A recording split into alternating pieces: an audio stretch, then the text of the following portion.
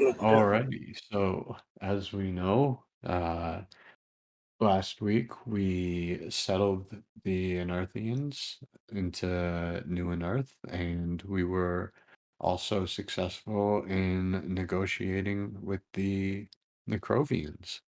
The um, More work was done on the psychic inhibitor, and actually two solutions were found, one technical and one biological.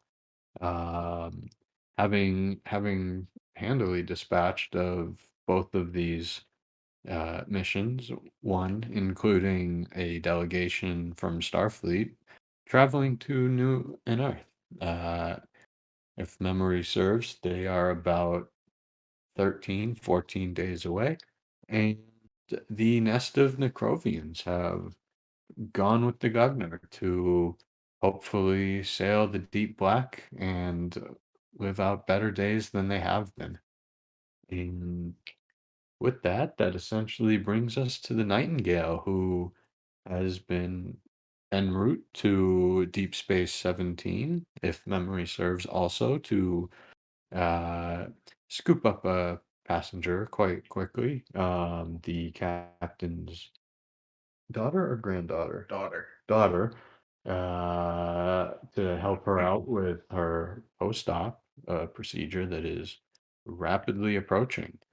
And as we find ourselves about a day away from Deep Space 17, I'm gonna, well, first throw us on to a Commander DeSesh's office where he, well, we'll say has been tinkering a little bit with the psychic inhibitor. Yeah. So I've been largely working with this technology because I'm legitimately curious. I would be trying to get caught up on any progress that had been made with it, but while I was like negotiating, what was there new information that had been like advancements in the design uh, that I could catch up on? Or I guess I should Um, ask someone, shouldn't I? that's a fair question. It has been, I would say, about 2 or so days since it's been invented, but it once again it might rely on principles that you're just quite frankly not an expert in. I think I'd probably pick up uh, like the prototype that I'm playing around with, and I'd probably walk my way over to the cybernetics lab because I kind of want to find out if there's been any further progress here. I don't need to reinvent the wheel. Uh, Absolutely, and keep your I'm gonna keep the map as your office, but conceptually we'll visualize it as the cybernetics lab. Mhm. And as you walk in there, there's a number of as you've come to recognize them, holograms simply because process of elimination, they aren't real life people. And as you enter, they snap to attention. Mhm. Is the doctor in? One of them says, "No, sir, she's on the bridge, Okay. as per the captain's instructions." Is like I when I hear that, I'm like, do I remember that there's something going on the bridge? No, but the captain, I can't remember if it was 2 or 3 sessions ago, but the captain had assigned both Hakuri and Vanderveers to just extra bridge shifts, basically to kind of get acquainted with the Starfleet routine. Yep. Okay. Yeah, they have to serve like 3 days out of the week on Alpha shift on the bridge. can't imagine that Sunday tends to they're be one of those. enjoying that. Uh, Yeah, it just so happens Sunday is the day they Absolutely, do that. and if that is something that the sesh would certainly know. So if you wanted to have walked to the bridge as opposed to the cyber lab, that's certainly cool.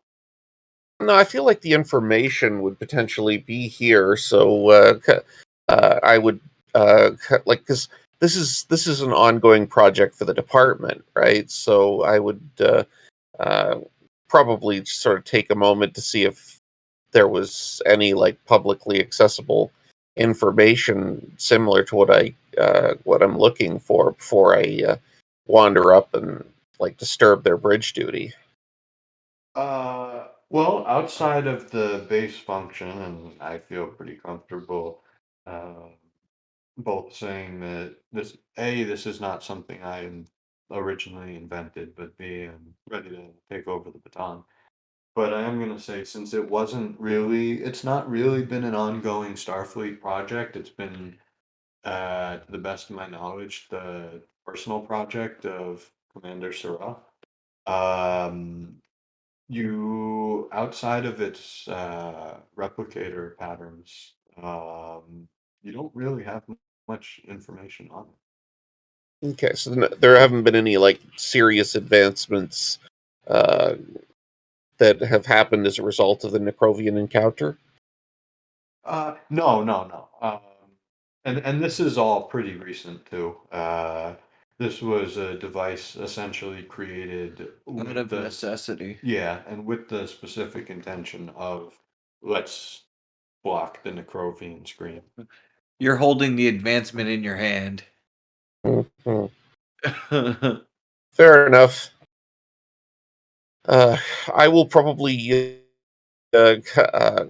enlist the aid of a couple of these the Hollow crew that happen to be operating in this area, and I'm going to see if I can continue forward on my project. Um, sure. The Hollow crew kind of as the Hollow crew kind of hop to and start studying it. Um, hmm. So are you uh, essentially trying to see how it works, or My what exactly are you? Basically what I'm trying to do is like, my understanding is this thing is just like a thing that goes over your ear anyway. I just want to see if I can conceal it inside a Dajapa. Oh no, I'm sorry. It's essentially a headband. I think Oh, is that's it? where there's a little confusion. It's the what Sorel had made was essentially kind of like a headband, almost. Tiara. No, that's not right either. Or a laurel. That's closer. I can get the actual picture. But no, no, no. It's nowhere near the size of an earring. It's definitely gonna have to be miniaturized. Okay, well then that's basically what I'm trying to do. All right. Probably to understand the principles, of at least how it's built. I'd probably ask you for a or reason engineering. But since it's definitely outside of your wheelhouse, I think that's probably going to represent an increase of difficulty. So I'm going to set the difficulty at 5. All right, well, give it a try here. Uh, I guess I'll give you a threat because we're just like first roll of the game.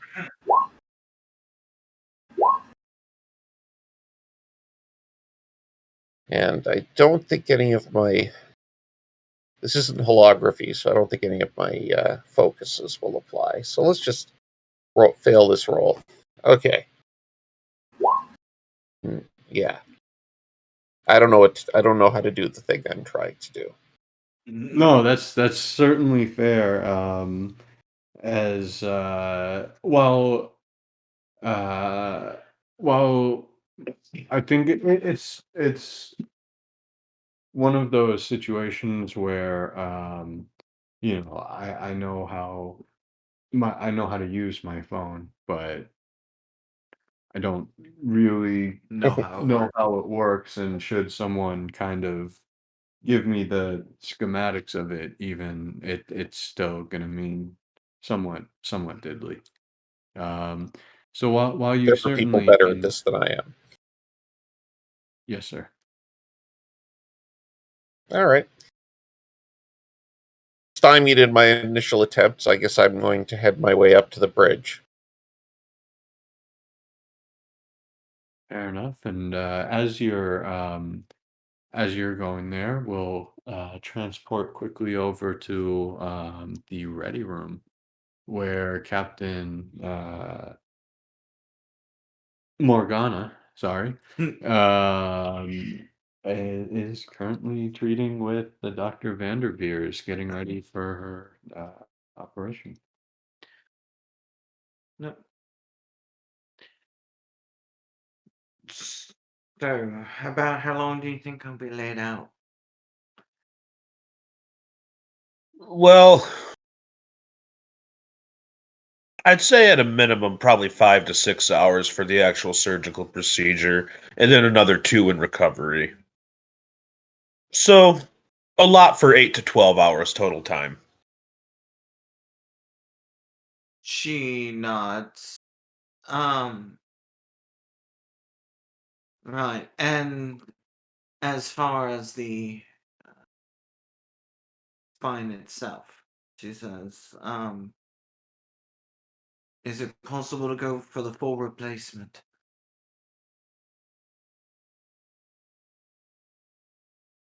Now, with where it's at, replacing it with something synthetic, I'm afraid is just going to move the wear and tear to where it attaches. What I was planning on doing is temporarily inserting a rod between some of your lower vertebrae and immobilizing them, and then using a carbon mesh around the outside of it, which will slowly reinforce the bone. It would bring back your original bone density, and in between the vertebrae themselves, we'll just replace it with an artificial discus. She looks. She nods. After about a week, we can go in and remove the rods between the 2 lower vertebrae, and you should then, at that point, have a full range of motion.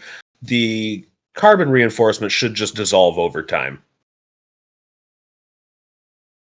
She she nods. What if it was a patient request? She says to do the cybernetic spine. Unfortunately, I really don't want to test my. Either way, I'm going to have a risk of infection, and I would prefer it not be over an entirely long time.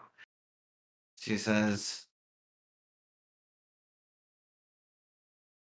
Your recovery time's not going to change too much, even going with a cybernetic. It's going to take probably just as long for your nervous system to adapt to the difference in electrical impulses. she nods. She'll pull up her medical file and turn it to him and say, "There's one problem with your one thing." She says, "It would actually take twice as long for me to regrow the bits of my spine."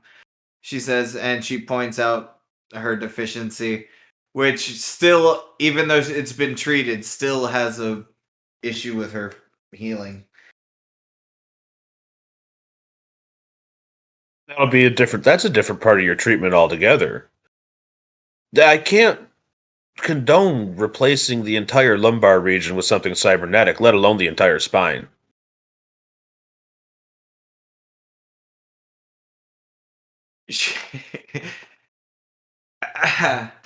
She, she she nods and says, "Very well."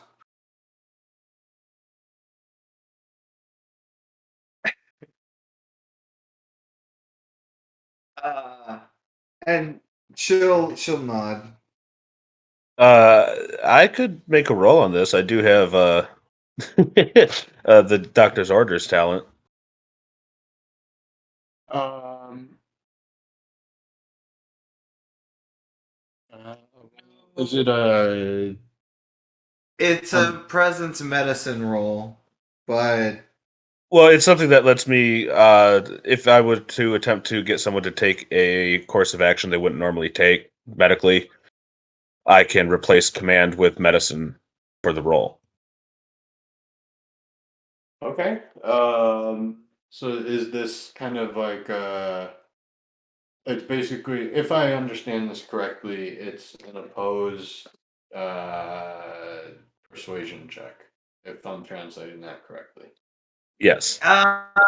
yeah, more or less. Okay. To be able to roll. You can roll here. You can. Here's the map. And For the as record, far there's as nothing hidden on the GM screen today. So and as far as the way she's arguing for it, we'll call it a difference of medical opinion. Yeah, I was thinking we could just go head to head on like a reason medicine. Well, you would do command for the persuasion, and just whoever gets it will go with that course. Fair. Okay. Presence. Okay, and I will. Okay. Oh, I went and did reason by mistake. If you want to do reason, if your reason's is higher, use whichever's higher for reason or presence. Jesus. Um. So this is a player conflict, and I'm kind of taking it out of momentum. So I'm gonna take the complication off the table too, just in terms of an actual complication, and just treat it as a regular white zero. Yeah.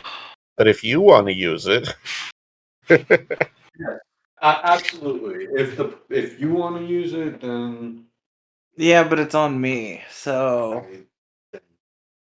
I'm just saying this is something entirely devised, if not me, and I have a history of doing this. So, stay consistent.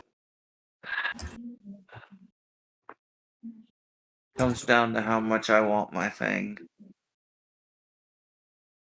Um.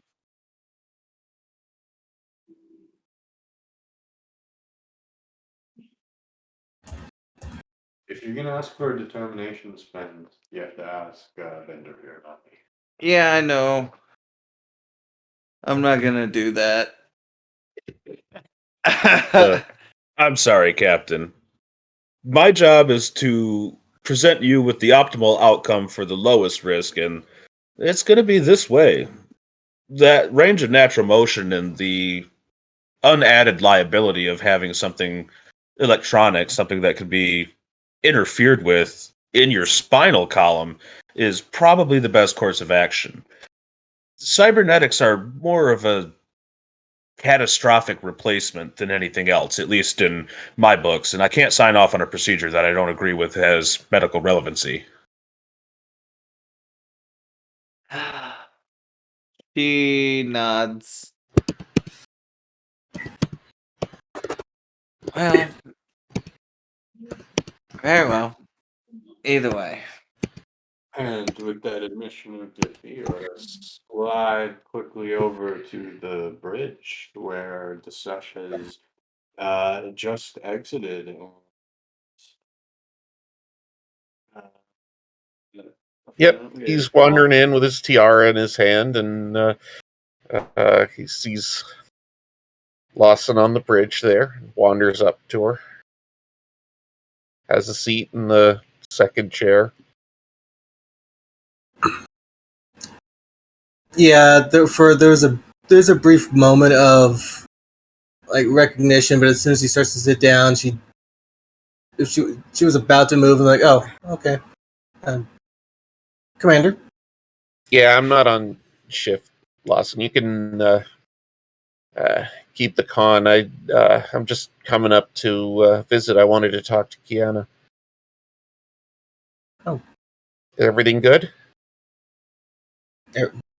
Everything's well. Uh, she'll gesture across the bridge to Kiana. And Yeah, he acknowledges that. go ahead. But how far are we from 17? About 23 hours. All right. Have a little bit more time to pursue my projects. Good seeing you, Jill. I wander over to Kiana.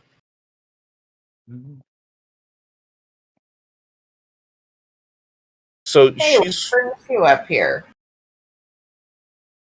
well. I've been trying to mess around with this, and I feel like I've uh, uh, hit the extent of my understanding of psionics. It's not really my area of expertise, and I was wondering if your team had been able to figure out any advances in miniaturizing this. There has been a little bit, but I haven't had the time to really get my hands on it and tinker with it. If you give me a little bit, I can take a look at it. How small are you trying to go for, and what's the purpose? Well, I was thinking that I'd like to have something a little bit more subtle than this. I mean, if I'm going to be continuing to negotiate with the Necrovians, well, I mean, this thing kind of screams, "I don't trust you," and the if I can get it down smaller, I was thinking I might try to put it in an earpiece or something. Okay.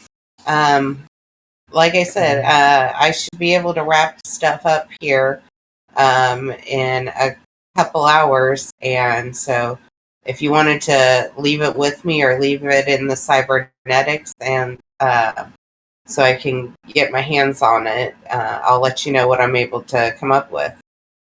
I won't disturb your bridge shift. I'll probably meet you down in the lab after the shift, if that's okay.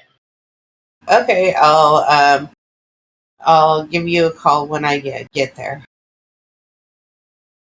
All right. At that, I kind of wander off because I'm not on duty right now, so I likely leave the bridge. Alrighty. Acknowledge that my fellow crew. What? Just out of curiosity, if I may ask, where are you heading to? Hmm. At this point, I imagine I'd probably be heading back to my office. Right, fair enough. Um, See, now I wish I hadn't switched up the map. Um, but as as you get to the office and as the conversation between the captain and the doctor continues, about maybe 6, 7, you know what? Let's get a little crazy. Maybe even 8 minutes after Desesh leaves the bridge. Lawson, Jacques turns around and says, excuse me, Commander. It appears that we're getting a distress call, a hail from the appears to be the Damalea descent ship. Oh, let's hear it. Um, it's an active hail, sir, ma'am. Should I put it on screen? She'll hit a button on the on the chair. Uh, Captain to the bridge, please. And then she'll stand up and step away from the chair before saying, "Go ahead and put on." Yeah, I'll make her way out there. Absolutely. In the couple seconds that it takes her to make her way out, Dasan's visage appears large as life in the view screen, and though his demeanor seems quite calm, uh, his voice is especially grave as he says, "Commander Lawson," and then kind Mr. of looking. Dasan, you're giving a distress signal. Is everything all right? How can we help? Um, as as sorry, as he moves to answer, you actually see a console behind him kind of spark up as the image itself shakes violently for a few seconds, and um, he says, "It would appear that at the moment I seem to be at a disadvantage." Miss Deers, plot a new course to Mr. Um, Dasan. Do you need us? Do you need us over uh, there as soon as possible? I'm sorry, I missed the second part. It was Mr. Dasan blank as Uh, possible. do you need us there as soon as possible? Uh, that would be quite pleasant, he says, as Captain Morgana, excuse me, Captain Morgana walks out into the bridge, and Dasan, uh, well, quite frankly, no change in demeanor, nods and says, "Captain," and then kind of splitting his vision between the two of you, he starts to explain that, uh, well, I seem to be without backup at the moment, and well, I've been attacked by three of the rogue corrosion ships. There's two now, but I am very rapidly losing my ability to even the odds. Nira nods and says, uh, "Have we started making our way there?" I just asked to put in to change the course. We have not engaged yet. Well, we should consider asking other support. The best we can do is stand in the way. Um, course laid in, sir. Course laid in, ma'am. Deers uh, says from up front at the con station, and Goodman looks over and says, he's about 20 minutes away at maximum warp, en route to DS-17. She nods and she says, "You heard Goodman. There's maximum warp. Do it." As Deers waits for some sort of command tagline. No, she said do it. Fine, she does it. Yeah. The ship goes to warp. There. See, boring explanation and description for boring tagline. You know what? That's fine. Ship is Not in all warp. of us. Not all of us have to have one. Ship is in warp. And Jill is going to go to the engineering console and see what we can do about cutting that 20 minutes down. Because maximum warp is one thing, but the ship also has multiple warp engines that can be cycled through to maintain a higher speed. Interesting. Okay. Here's what I'm thinking. Just off the top of my head, what I'm thinking is probably some sort of. Ooh, you know what? I just had a better idea. So let's go. I'm thinking control engineering, difficulty 2. Uh, but if it gets, there's going to be two options here. If it gets failed, any ship, any assist from the ship for the rest of the session is going to be complication 2. If it succeeds, I'll let you get there in half the time due to minuscule uh, percentages and high warp adding ridiculous amounts of speed. Yeah, Sec- Jill will explain as she goes to the console. It'll give Morgana a chance to chime in if she wants to say no. But she's if getting we, a drink, so I'd say yep. it's. But hold on, I'll give you the second option though. Reason engineering, same difficulty. I'm sorry, reason con, same difficulty. However, if it fails, there will be no downside. You just won't get there quicker.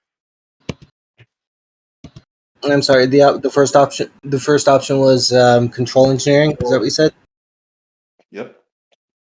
All right. Warp field dynamics as a focus. We're gonna go with option 1. Yeah. And take a threat. I will. In fact, yep, I will.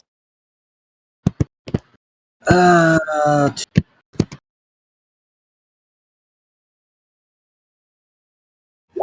ooh.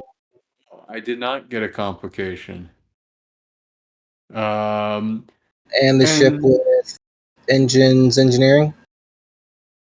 uh, yes, and I'm fine with that, Disesh.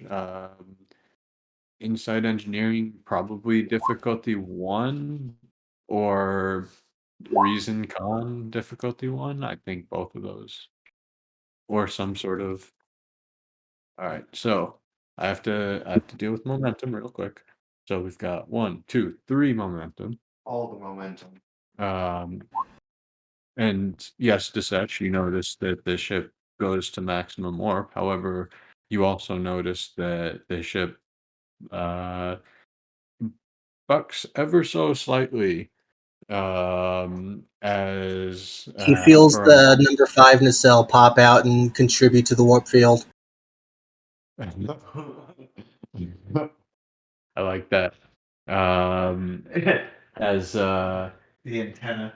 as Jill's administration's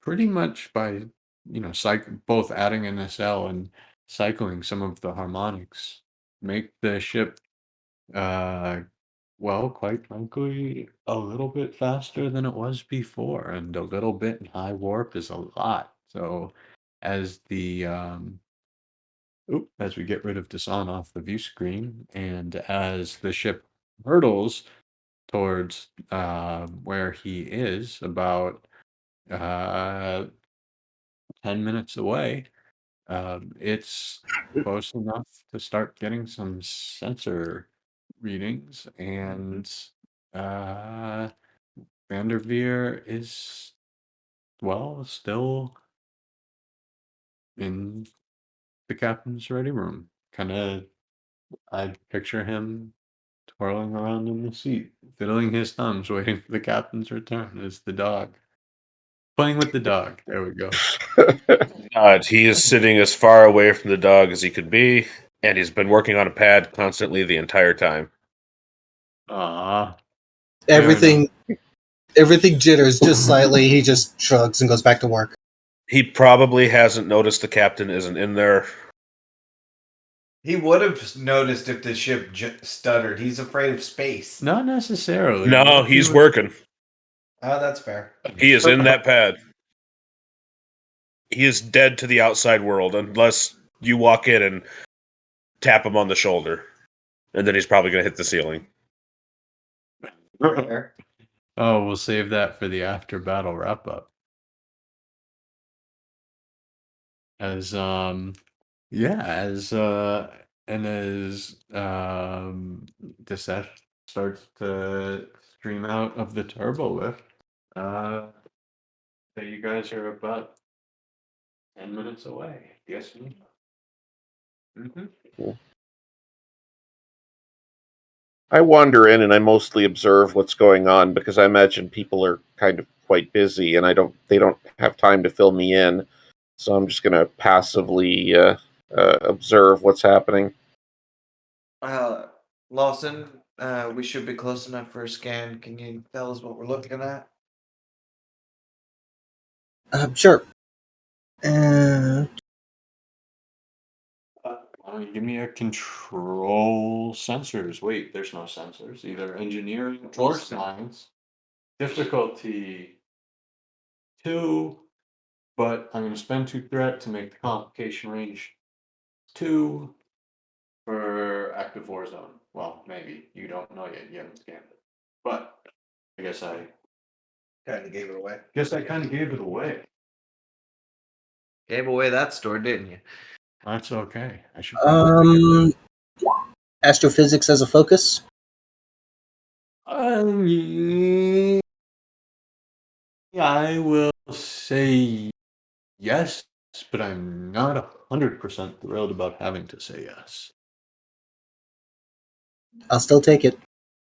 Done and done. You said difficulty 2. Yes. Complication range 2. I'll take a momentum for a die.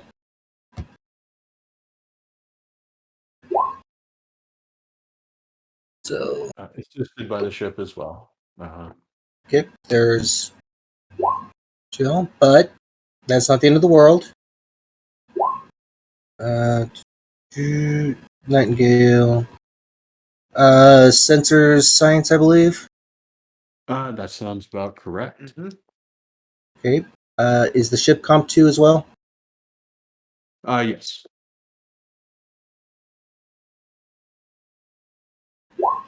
And with technical expertise, I'm re-rolling the one complication. Bummer. Not for us. Well, no, not for you, but for me. All right, but you know what? That's okay. You still walk away with 2 momentum, and a red 0 is significantly more bloody and worse than a white 0. So I assume that you're keeping the non-complication. Correct.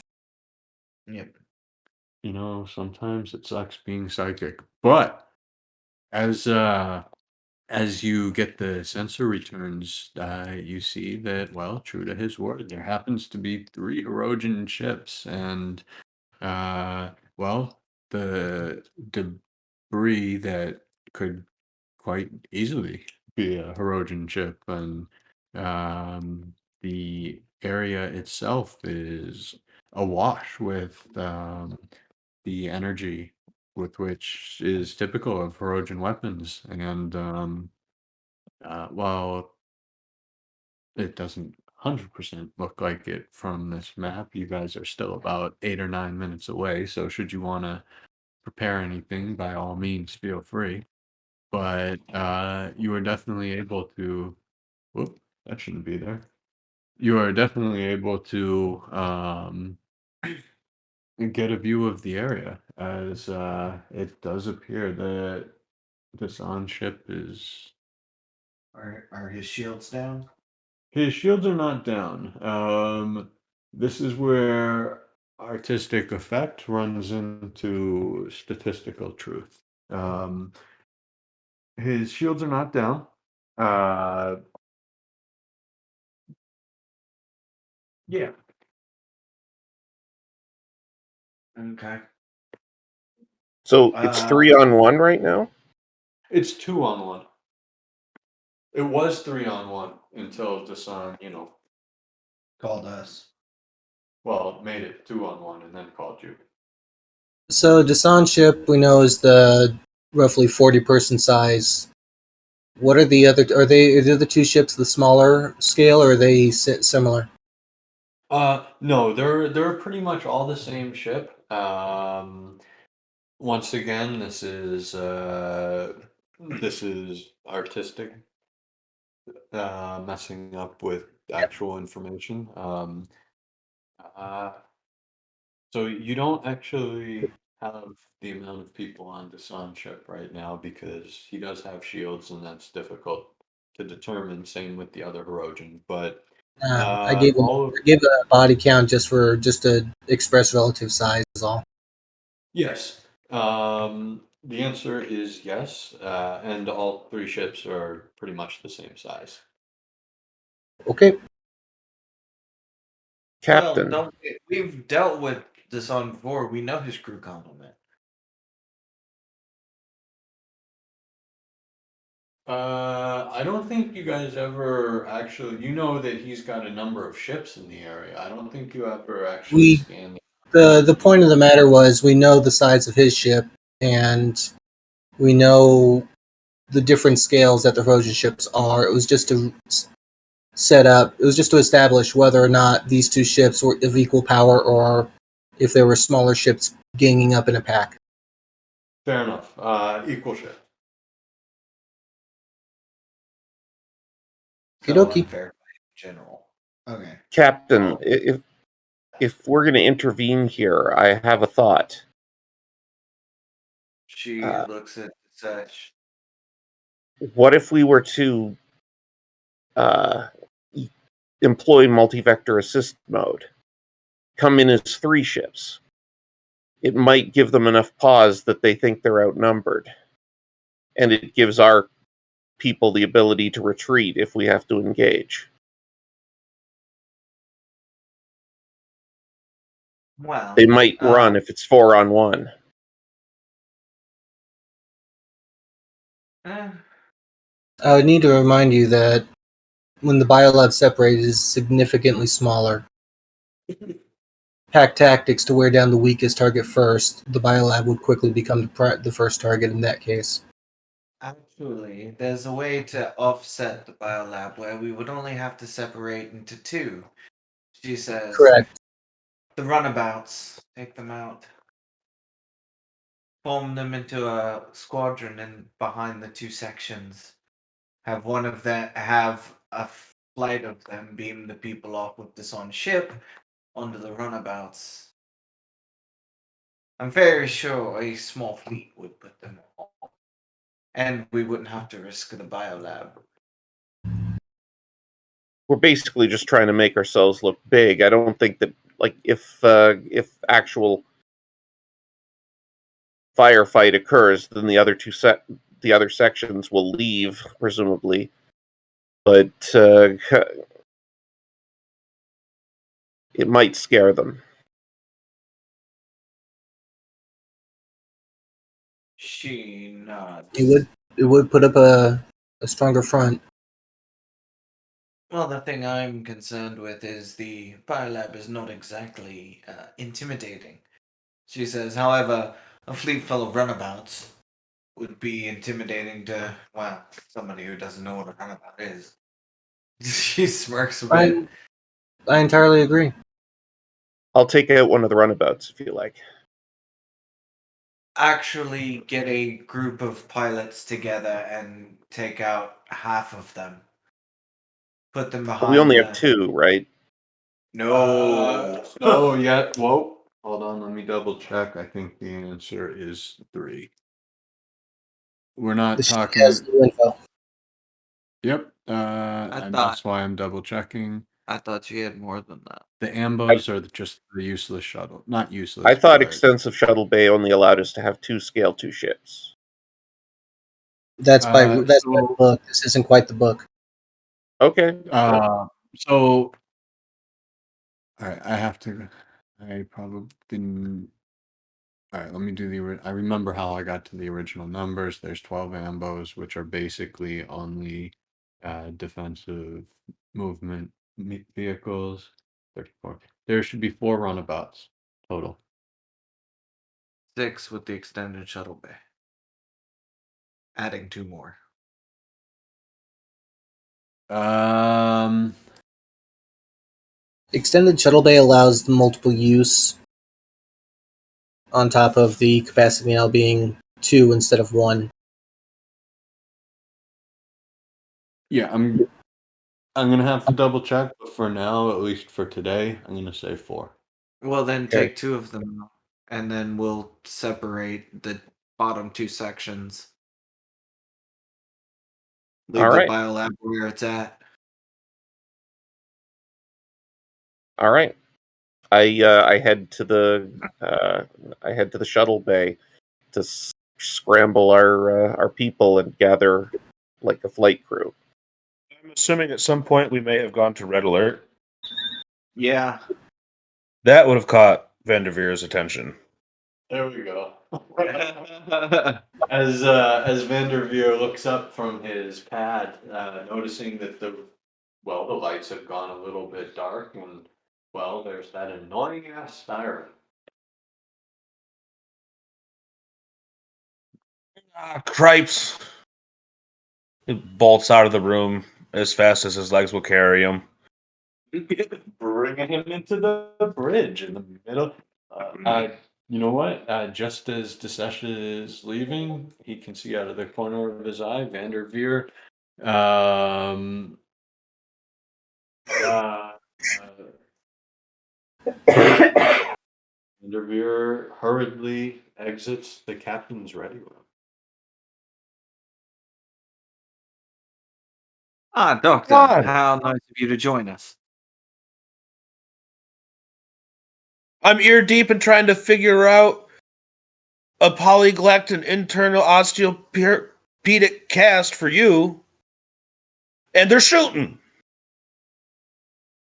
Well, currently the Yeah. Hirogen are shooting at, more Hirogen, but yeah, that's pretty much the half of it.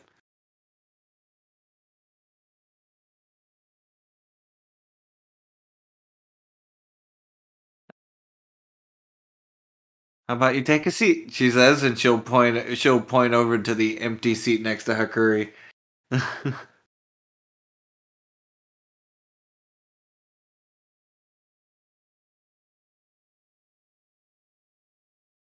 He'll take the seat, but he's also gripping both sides of the console. Yeah. Not feeling it. Yeah. That is something I can truly relate to as If there's a the, strap on the seat, he's done it up. No. there's certainly, because unlike real Star Trek, the Nightingale is smart and they come equipped with seatbelts and every Well, goddamn ship with the seatbelt. isn't this after the TNG movie where they finally had a seatbelt? Well, Yeah. that's fair. They figured it out. Yeah. And the one reason Vanderveer isn't going down to where I'm about to send Lawson is because she needs specific movements. So she's gonna look at Lawson and say, "I'm going to need you to get down to the lower deck bridge, the bottom bridge." Jill nods. She I was said, just about to ask where you need me to go. she She'll go. nods. She'll go to the secondaries bridge. Alrighty, so as I pull that up, and add it to this as Lawson streams out to the bridge and Desesh streams out to the shuttle bay. We'll start with Desesh as the Nightingale starts rapidly closing in on the area. Your pilots start to stream in, and there is, of course, Deers who's remaining on the real bridge. Well, not real bridge, but the Main bridge. main bridge. Thank you. That's the word I was looking for. Uh, both Anir Raj and Clarence Over uh, stream into the Beta section. into the shuttle bay. Oh, those. Okay, fair. All right. Jill Bay's in the primary hall. How many of the shuttles do we have rigged up with hollow crew, like with the projectors? Is it just the one? I thought it was all of them, but I At this could rate, it be. should be all of them. It wouldn't take that long to upgrade all of them. Okay, well, if it's all of them, then I'm just assigning like the uh, the uh, the bio crew to like one per ship, and they can be supported with the hollow crew then. Uh, and are any of the runabouts uh, set up for like or have the like the weapons section, or are they all set up as as like No, uh, your runabouts are ambulances normal basically right now? runabouts. No. Your runabouts are completely normal. Yeah, but runabouts are They modular, do right? have Like you the can add an additional module that has additional fighting capabilities, or you can have like the crew transport module. And I'm wondering if any of them are pre-set up as actually being in battle mode, or if we Are generally keep them. Do you really think a medical ship would have any combat craft on it? No, so I'm That's gonna why say I that asked. yeah, so they're not fighting runabouts at the moment. They could be those. They're modular that I definitely let you guys tinker with a little bit, but at the moment, no. they're They're just normal Okay, runabouts. yeah. they're just normal like crew passenger runabouts for like Yeah. evacuation and stuff. Okay, The so the I real just get into one of the Yeah, like they're the Rio whatever my Grande favorite is. essentially. fair enough. Except they're all named after scientists. Alrighty, but we're not gonna sit here and name them now. So We already did. it's okay. Vonnegut, the Curie, and the Oppenheimer. All right. Um, I'll be in the as just Curie. into one of those. Yeah, the Um, Curie was the one he likes. all right, as he gets into the Curie, and I'll uh That was the one he took to Gardner. oh, okay, so excellent memories. And the two of you don't blast off yet because ship is still at maximum warp. Fourth one is Einstein.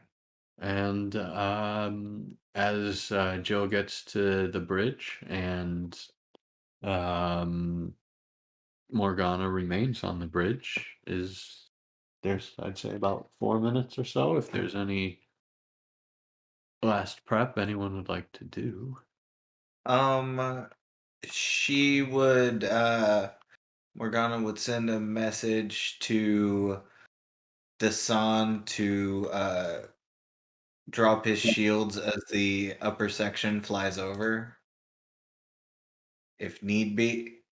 And then she'll have an Well, engineer. why don't instead let's open a hailing Okay. let's open a hailing frequency to Dasan on the main bridge, and I'm guessing it certainly would be looped into the second bridge as Yep. Dasan's face appears on, well, both of them.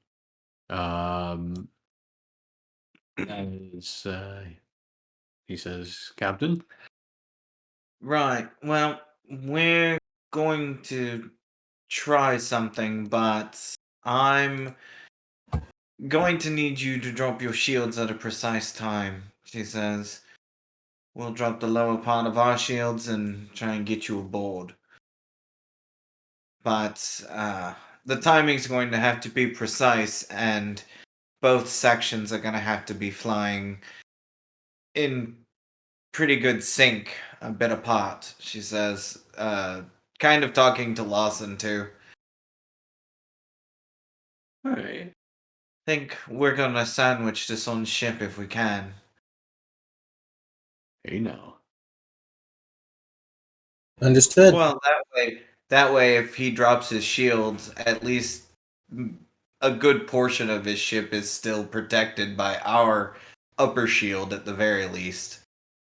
Because I'm sorry, the fact that we have to drop our entire shield when all of our shields are multi-directional is ridiculous. She'll drop the lower part of the shield and beam him aboard, Oh, leaving the top section on. Dasan, what is the status of your ship? Hold on, because I'm still thinking if I want to allow the shield thing to work with just well, I um So I don't think that's a project that's never been kind of explicitly stated, and that's not something that you see Star Trek ships doing all the time, because if they could, they I would. I had an alternate thing that I think we should try to draw fire. Like if the main drive sections have to lower their shields, we can run interference with the runabouts. We're harder to hit. I think that's fair, and while I'll certainly allow you guys to create a program that will do that with the shields, because it's one of the major holes of transporter technology that's a really easy fix. I'm not gonna let you do it with 4 minutes on the clock. Well, Alright. that goes back to the last question of what is the status of a ship? Is he able to retreat if It does, needed? it does, and to answer that, the song says that the ship shields are, well, quite frankly, fading fast, and she's not What about the propulsion? it'd be pretty difficult to manage our engines with the shields at the same time. However, and he says, the ship itself is meaningless. All that matters, well, that it doesn't corrosion on board besides me. That's priceless. Captain, I suggest if we're just going to warp in to grab them and go, my section is better equipped just to get them off, and your section can provide the distraction. He nods. Uh, can you run your mass exodus program on that section? Dasan, how many people do you have? 13 in total, he says, including me.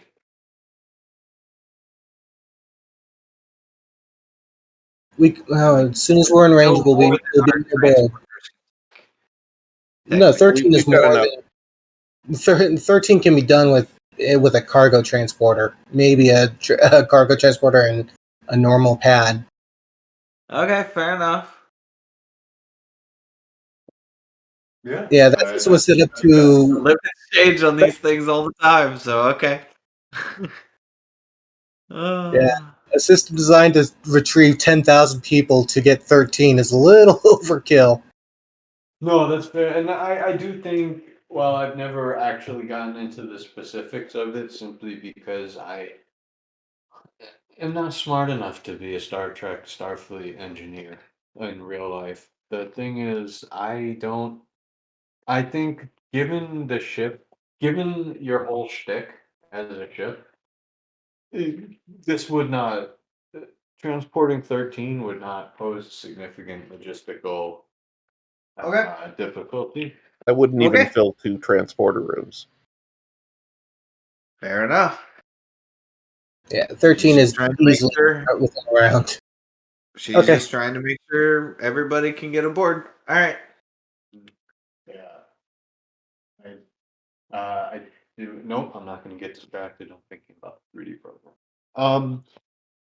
Okay, so now the plan has seemed to shifted a little bit. So I'm going to say, well, the sun nods, and with 3 minutes left to go, uh, I guess. Son, when you have a Starfleet signal underneath your ship, lower your lower shields. We'll beam you aboard, and we'll get out of here. Desan nodding his thank you, simply says, I must go prepare my people. I'm sorry, I missed that last part. Desan simply says, I must go prepare my people. Understood. We'll be there in about 2 minutes, it seems. And nodding, he cuts off the transmission, leaving the three of you interconnected. Yep. Just Yeah. If the visual is still there between the two bridges, I'll just see Jill tap onto a couple consoles. Separation programmed for 45 seconds until arrival. We'll exit warp She'll- right when the two ships are at 20 meters apart. Yep, she'll type in on her side the same. Wait, hold on. Let me just. We're coming out of warp 20 meters from the starship. Nope. The two parts of the ship are just starting to separate, and by the time they exit warp, they'll be already 20 apart and splitting even farther. I get it now. Sorry, I thought Yeah, we're basically coming out like this. you were trying to stop on a dime in front of the Herodian ship, and I was going to be like, No, I okay. think this plan A is still to try and intimidate them into leaving, right? Yeah, basically we're gonna look like a mouth swallowing this on ship. And when are the shuttles coming out? The moment we leave warp, they fly out. Alrighty. So That'll be the split second the top section loses shields is to let the shuttles out. that Runabouts. that is certainly fair. And I can certainly start us off with the situation here as the Nightingale. Well, quite frankly, you know what? One of you's the main, one of you's the assist. I'm gonna have both Mira and Jill, only because it's the first time that we're doing this on screen. Give me a control engineering or a daring engineering difficulty. Well, it's only going to be 2 because you're splitting into 2 sections, not 3. So it's going to be 2. But Okay. let's see if something horrific happens on her first split. I assume since I'm on the main bridge, I'll do the main roll. Um. The ship is automated, so it's up to you if you want to take it or if you want to get a chance at a free reroll. Yeah, you can take it. All right. So it's difficulty 2, and Starship maneuvers as a focus. Absolutely yes. All right. So 100%. 1. Okay. Then there's your 2. Then The two captains have the same engineering. well, yeah, one of them has to split between 3 departments. For the Nightingale, structures con, I believe. Yeah. I think that's fair. Sorry, I just hit something with my hand, and for some reason, Right. first thing I was big hairy spider. I'm just not seeing how we can justify science or medicine. So, No, at least not in this maneuver. and Ooh, I can reroll the 0. I can reroll Jill 0. So sweet. I'll take it. Okay, ding dong, ding dong, ding dong. 2 bonus momentum. I'm going to describe the situation and then we'll talk about the bonus momentum. As the Nightingale streaks past the stars, suddenly it's time to slow down a little bit because Dasan's ship Dunway that's getting rapidly destroyed is also rapidly approaching. And as it starts to slow, no one, and I do mean no one, not even Dagan, can feel the ship start to loose against itself as the 2 sections start to slowly, ever so slowly, to keep the smoothness, start splitting. And as they start to inch apart on almost, but not quite parallel courses. One goes down and one goes up, galactically speaking, of course. And as the ships start to slow down and exit warp, now a decent distance apart, the shuttles start to stream out, becoming the so-called teeth of this metaphorical mouth. And as they start to dart forward as well, we've got two bonus momentum to deal with. Mm-hmm. And yes, you guys Um, can see the two ships attacking the San ship.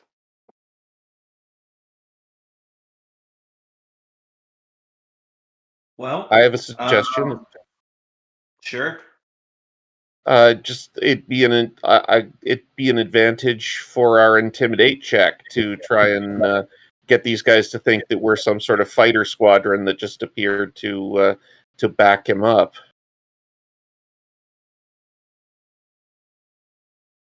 Reduce the Yeah. difficulty of spooking these two guys. Interesting. Yeah. I would perfectly, you know what? Because they're actually the maneuver. I was thinking about having that be a roll as well. We So, do a Kolberg starburst. okay. How about this? I will. Here's the deal. I'll give you one success on that quote intimidation maneuver right out the gate. Now, just because I like the visual of it, I'll give you two if one of the ships or all of the ships is willing to do a barrel roll. Uh, sure. I'm willing to barrel But roll. I have another idea in order to play into his thing, but that would require two more momentum.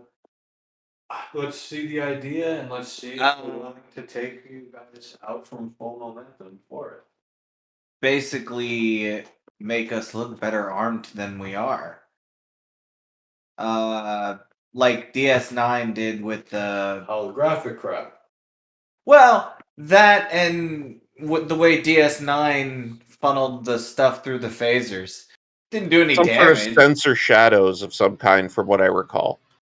Yeah, Okay. it They was made it. sensor shadows for torpedoes, and for the phasers, they basically shuttered energy All right. into the phasers. How about this? How about this? For that two momentum, and it would bring you guys down to four. I will basically let the lower part, which is Unarmed. unarmed, Look like it has weapon. use its holographic doohickeys to at least internally make the Nightingale or the lower half read mm, closer to the top half than to what is actually contained within the lower guts. Well, that's fair, as long as it Yeah, looks like both section have teeth. Done and done. Two momentum has been spent, plus an automatic success, or possibly two. But yeah, it was if you remember, it was the DS9 episode I when remember the Jadzia episode. and Now let's see if we can top it. yeah. As the ships start to stream towards the Herodian's ship, well, or should I say Herodian's ships, plural, with the addition of now two plus two, four Starfleet ships into the picture. As you guys cruise in there, you can see that the Herodians, one of them is starting to arc towards Dasan's ship, and the other one is just completing a strafing run. And uh, as the one that is arcing towards his ship kind of starts to descend, his weapon port's starting to glow with unspent energy. There's a momentary pause as he arcs slightly away, his guns unfired, but he doesn't turn completely, and his speed starts to slow as you see the ship itself starting to 180. Oh. Well, I think we got their attention. Right, you ready, Lawson? As ready as we'll ever be. And she tells the pilot on the Alpha section to go. Or Beta section, I guess. Okay, here's what I want. I want team effort. So, what I'm gonna ask for is difficulty. I don't know yet. So, what I'm gonna ask for is for Desesh, Morgana, and who's at first things first? Who's actually beaming these Hiroji to the? Prob It would probably be a Jill roll since she's the only PC on the other ship. That's fair. That being said, even split, the things are interconnected. I do think, at least in terms of the transporter part of the role, because what I'm thinking is there's two facets. There's three facets here. There's the piloting, there's the transporting, and then there's the nebulous intimidation.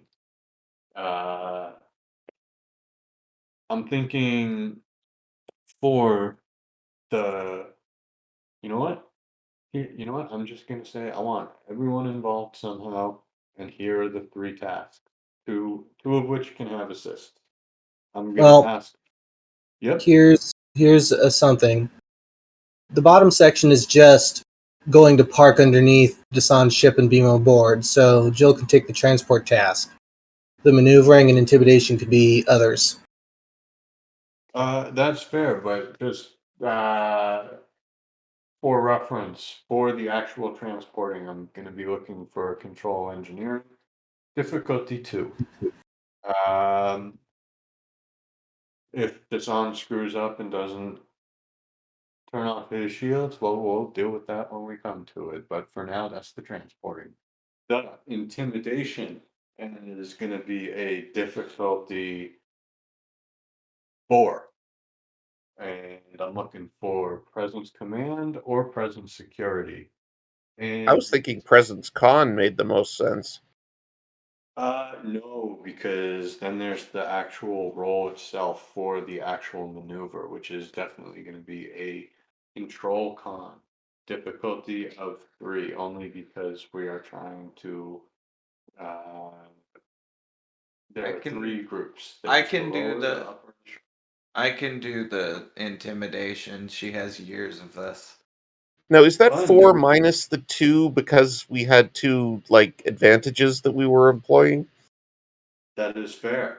So for the con, or for the intimidation, well, here's what we'll do. For the intimidation, we'll so far bring it down to 3, unless I get the promised barrel roll, and then it'll go down to 2.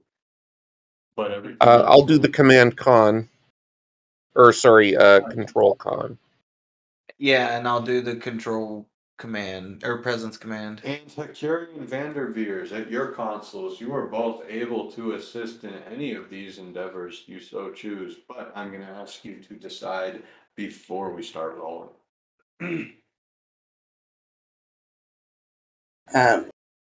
Keanu will do an assist. Which task? Uh, Well, I'm still. Lawson with the transport or uh, So we've got Lawson with the transport, Dismish with the piloting, and Morgana with the intimidation. Yeah, I was gonna help with the transporter. okay. Alrighty. And then we've got Mr. VDV. He can help with the intimidation. Sit there looking grumpy. Yeah, that's up his alley. What do you think? What if I Grr. adjust the lighting to something that looks more hostile? Yeah, that's fair. Done and done. So we've got an intimidation check to do. Okay, so let's do the con roll first because I think that makes sense. And actually, Yeah, we'll do the con, we'll see, and then the intimidation, and finally the transport. All right, I would like a momentum, and here we go. Specify, has a barrel roll been committed? Yes. Yes. Okay, then look at that. The intimidation's down to 2 as the ships start to not only stay in formation, but in unison, start to twist slowly as let's get to that intimidation roll. Right. Oh, we should probably go with presence command or presence security. But We'll go what is it? presence command. And give you a threat. If Vanderveers wants, I'll take presence science Um, for the assist. 2 momentum, 1 threat for third die. Spend my determination for I must protect the younger generation. I think I am okay with that. Would you accept control over presence? Uh, for your assist, yes. You have 1 moment? Oh, you sure? Got 2. All right. Okay, And let's see. I'll do that. And I will roll 1, 2, 3, 4, 6. 5, 6 as the ships in unison start not only changing their internal light should it be scanned or seen through the windows, but start to change the running lights, making the Federation gray. Instead of the red Yeah, what do you want? red alert lights, it's a like a black light effect, which probably makes the captain Ooh, look scary as hell. Yeah, and yes. she basically sends the message to the Herodian ships like, "You done messed up, boys." In indigo, uh, the outside of the ship starts to reproduce the effect, allowing for the ships by the time they've made their 360, I believe, lateral rotation within the space of closing to the Herodian, or closing to Dasan's ship. Uh, we've got one more roll to see if we can accomplish as low and you know what? Screw it. I made everyone else roll. I'm gonna roll for Dasan. Uh, There will be a direct message to Dasan's ship at just a few seconds before at least the beta section is in place. Just Dasan, drop your shields now. I mean, do we need alrighty. to? If we can make them run, do we need to? Like, if we can save the ship? It's entirely possible, but this is also very quick. Everything's happening in quick succession. If we beam them off and everything's fine, we can always beam them back. Fair enough. Funnily enough, so the roll I'm making for Dasan right now is going to be a reason command. Is it basically can I, am I willing to put my fate and my people's fate, much more important than his own, into their hands? And it's going to be a difficulty of 1. However, I am going to spend 1 threat for an extra dice. And ooh, we have a complication. But I also gains 2 threats, so what I'm just gonna do is wash that. I wouldn't have taken the threat anyways, but since I'm well within my rights to, boom. And as Dasan momentarily falters in his moment of crisis that nobody witnesses, he hits that button just as Lawson commands, and the shields go down. So now we need a control engineering. This is by Curie.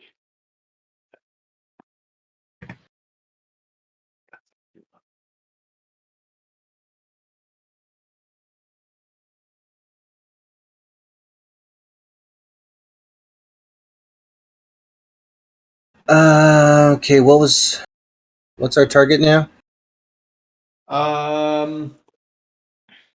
This was the transporter roll. I believe I had said 2. I do think I had said 2. Not going to spend any threat to screw it up because I almost screwed it up by myself. Just by rolling because you're a dingus. Hey, I felt like everyone else gets to roll. I wanted to roll too. Yeah, I mean, True. Okay. I thought it was exciting. Take a threat. woohoo. I'll take it. All right. Control engineering and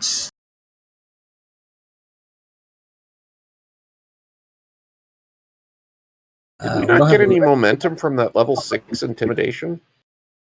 Oh, did I? I didn't. You are absolutely right. I didn't add any of that, so I apologize. That should be Just throwing that out there. Nope, that was me completely forgetting. My fault. Yee. All right. And here's Jill. Oh no. All right, hold on. Let's see. Kiana's assist. Oh, okay. And the Nightingale. Oh, Let's see. Computer science. Come on, Florence, you got this. it's not. And with that technical expertise, I can re-roll one of my zeros. No, but we still got 3. What was Indeed, and you the number was 2, correct? So yeah, we're 1 over. Yep. Yep. 1, 2, 3. How's that make you 1 over? You were at 5 before. Am I? No, if we for scored 3 for difficulty 2 is what I meant. Oh, okay, cool. Yes, okay, but you are back to full momentum as the beaming starts, and before it's concluded, as it's going on, you have all of these shuttles starting to, well, quite frankly, pass beyond Dissan's ship. Just as his own people are rapidly disappearing both above and below them.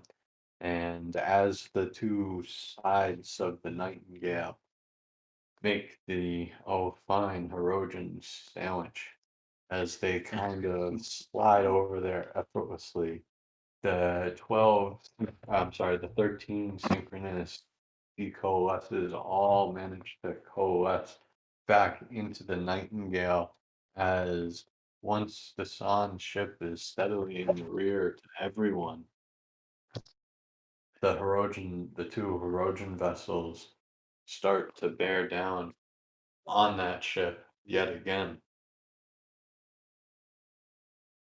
And for coolest points, we dock, grab the shuttles, and GTFO. Hell no. Just go to warp for 5 seconds, get away from the area, then retrieve the ships. Everything's warp capable. Yeah, everything's warp capable, so we can just reconnoiter. Like we can just go off in 4 different directions. Think we were fair enough, fair enough. Eschewing the visual of the open mouth collapsing once passing the ship. The 1, 2, 3, 4, 5, 6 ships go to warp momentarily, well, 5 seconds of momentarily, just to kind of clear out of the zone, just as the other two Herodian ships start to batter Dasan's ship when with no one left to defend it, of course, and well, quite frankly, with its lower shields down, a maneuver that is well within the scanning capabilities of a civilization quite less advanced than Trojan or you. Dasan's ship falls almost instantly, silhouetting your escape in beautiful glowing glitter and colors as Rocks fall, everyone dies. well, no one dies. At least not this moment. We still have your surgery to get to. As as we zoom away, momentarily dealing with the peaceful coexistence of not having to deal with those two Trojan ships. Um, and as the maneuver starts to kind of complete itself, I'm not going to make you guys roll to couple, only to decouple today. The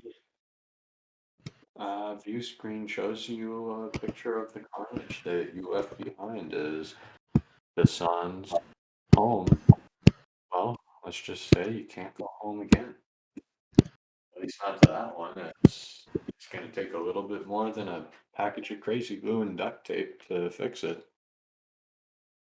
No one dies. No one dies. That is a hard one to keep to, but No not one gonna. dies on our watch. And where did the sun go? Where did all these Trojans go? I know they're in the lower section, but are they on the bridge? Are they in the hospital? Are they in some Transporter It room. would, sort of initially would have been the transporter room, and whoever was attending it, holographic or not, would have been if anybody needed help. Say there would have been guides to go whichever way, but Dasan and whatever leadership would have been escorted up to the bridge. okay? As the sun steps out of the turbo lift, escorted by as I rapidly say words in order to cover the fact that I don't remember someone's name offhand. Oh, wait, of course I do. As he is um, given by Offens. No, she's an engineer. I am sorry. I am It still screwing could this one be. up. There we go. Uh, let's go with Molly Rogers. Why not? A good old wholesome security guard, Molly Rogers, as she escorts Dasan up to the bridge. He off as soon as he gets out of the turbo lift, he simply nods thanks and stands at attention off to the side.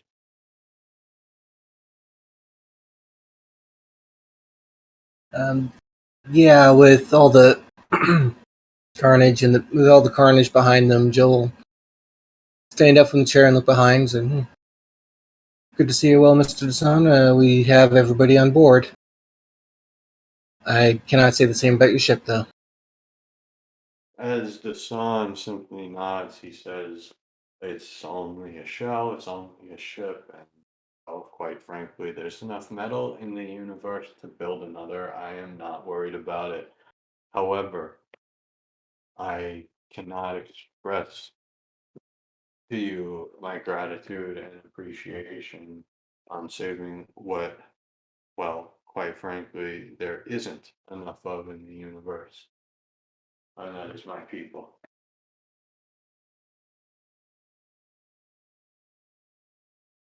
Jill nods. You're welcome. We're glad we could assist where we can. And do you have anywhere that you? Well, I suppose first, once we get our ship back together, we can talk about how you got into this mess in the first place and what the next steps are after this.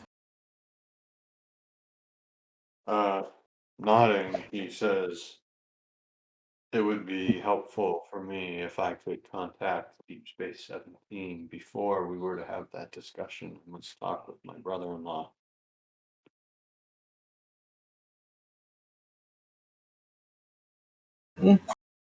Very well. Joe will gesture towards one of the consoles. Given your familiarization, I don't think you would have any issues contacting your brother and through there.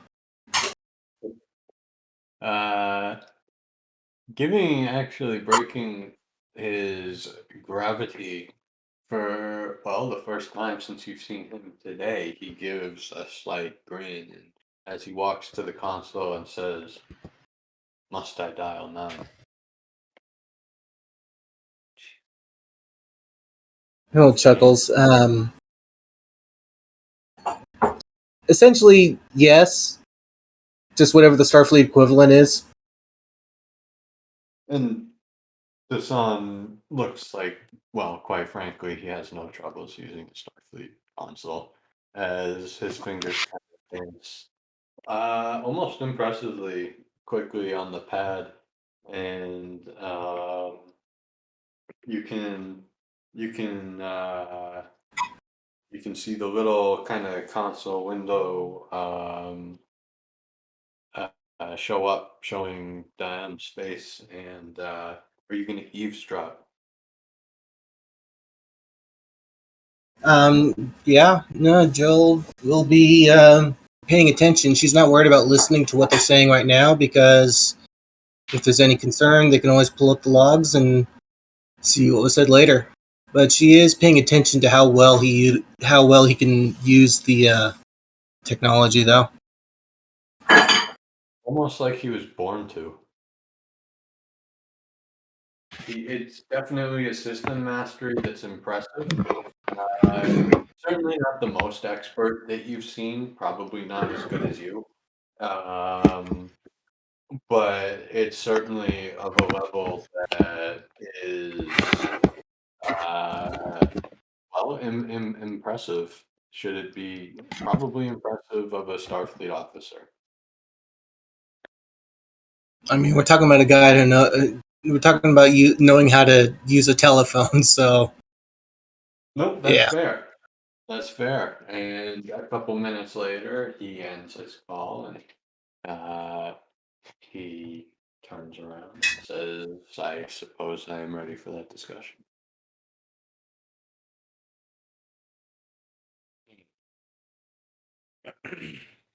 I'm sorry, I missed that last part. After a couple minutes, he turns around and says, "I suppose I'm ready for that discussion now." How are we? How are we sitting with recombining the ship then? Oh, I'd say we're recombined by now for sure. Everyone's kind of free to move about the cabin. Yeah.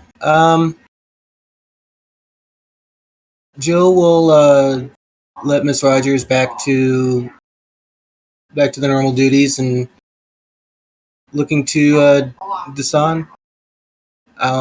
Yeah. Well, since we can make our way up, we can make our way up to the conference room. I'll lead you there. And on the way, she'll tap her comm badge. Lawson to Morgana. I have Dasan, and we will have a.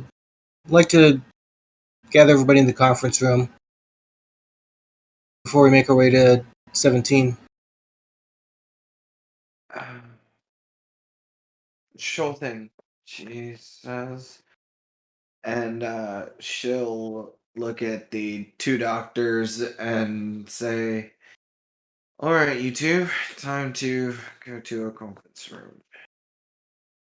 Live in 5, people. Yeah, pretty much. And as soon as she sees Desesh, she just points to the conference room. Like, don't even bother sitting down.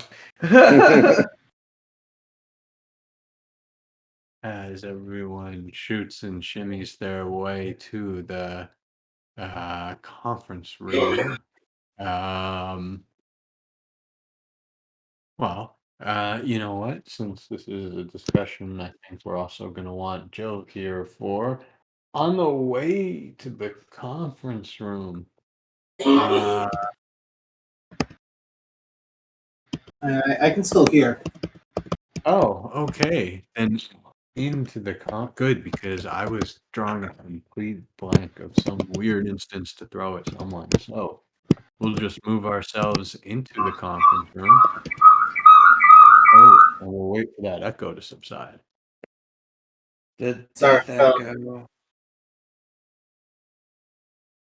Alrighty. And as we get into the conference room and as Dasan takes his seat, his back straight, posture correct, he says, and once again repeats himself as he looks to Morgana and says, Captain, I must echo my sentiments.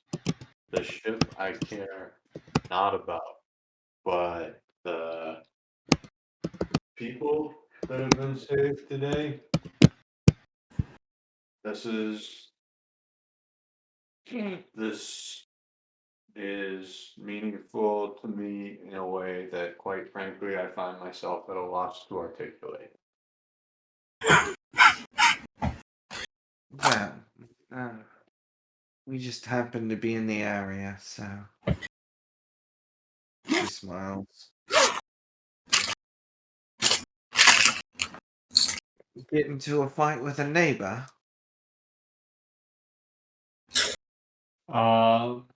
As he said, as he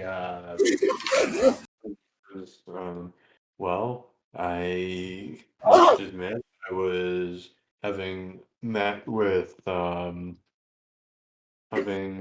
met with leader Rhea when the Azurians. I was on my way to the the Bahara to make myself known. I'm sorry, not the Bahara, he says. The Avian Alliance. They sounded quite fascinating. And well, quite frankly, it would seem that a few of my former pack mates have managed to um well catch me on the lonesome. Well, that is quite unfortunate. Is there anywhere we can drop you? She says. Um Not that we want to be rid of you, but. he actually looks to you as And she smiles. uh hold on one second.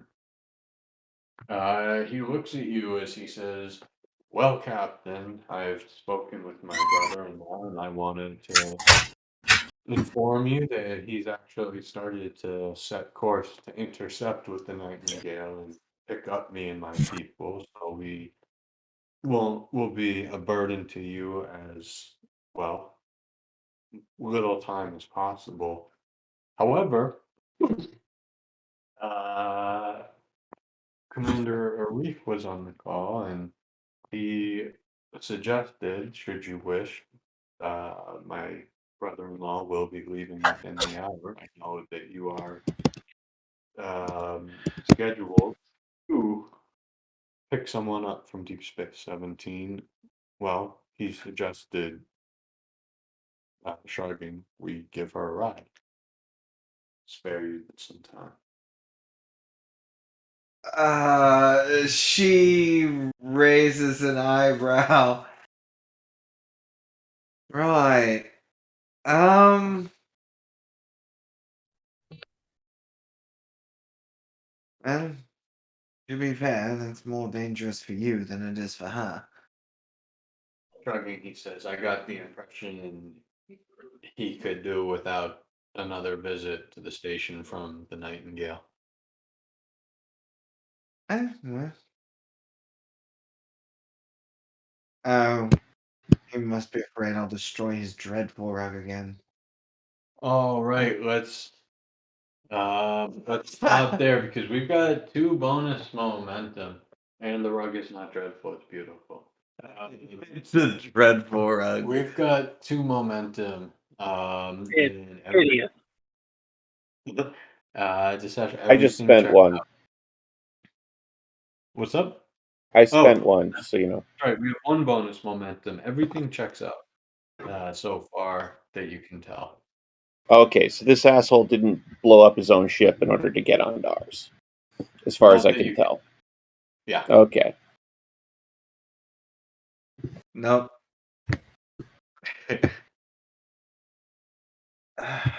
Well,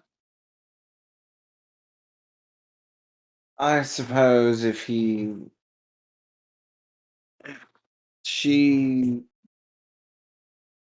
just kind of shrugs.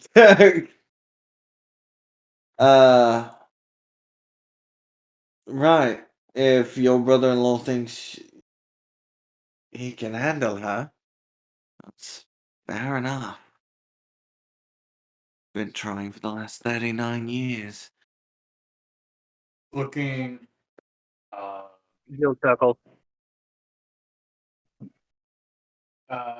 looking, looking, sorry, I lost my train of thought there momentarily, but looking at,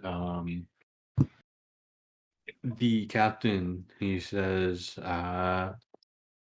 given that the 2 ships are heading towards each other, they should, if my math checks out, rendezvous in, well, about 12 to 14 hours. But and then on ship time, that would be about maybe 3 hours after your scheduled surgery begins. Yep. Okay. Excuse me, Mr. Desan. Yes, Mr. Vanderveer. I remember when Voyager came back to Earth. There was a big fanfare, and everyone was regaled with tales of their adventures. One of their prominent stories was their encounters with the Hirogen. The only reason I remember them so well is the medical community was really interested at your osteotomy procedure. I was wondering if you yourself or under your command or in your group, there was a competent orthopedic surgeon. Uh, I'd be interested in seeing how you guys work with bones, to be honest with you. Um, that's an interesting one. Hassan thinks to himself as he says, "Well, that's he looks down slightly as he kind of shrugs and looks up apologetically and says, yes, I can't quite frankly apologize. And that, well, I can't apologize for my father's, well, exploits upon the Voyager. However, quite frankly, I can't condone them either since it led to existence as I know it now. That being said, we at, of my pack currently we have general doctors. However, we're not yet large enough to carry our own such specifics. However, I'd be happy to share any information that we have with you on the subject. No, regardless of how you get the information, that's not my business.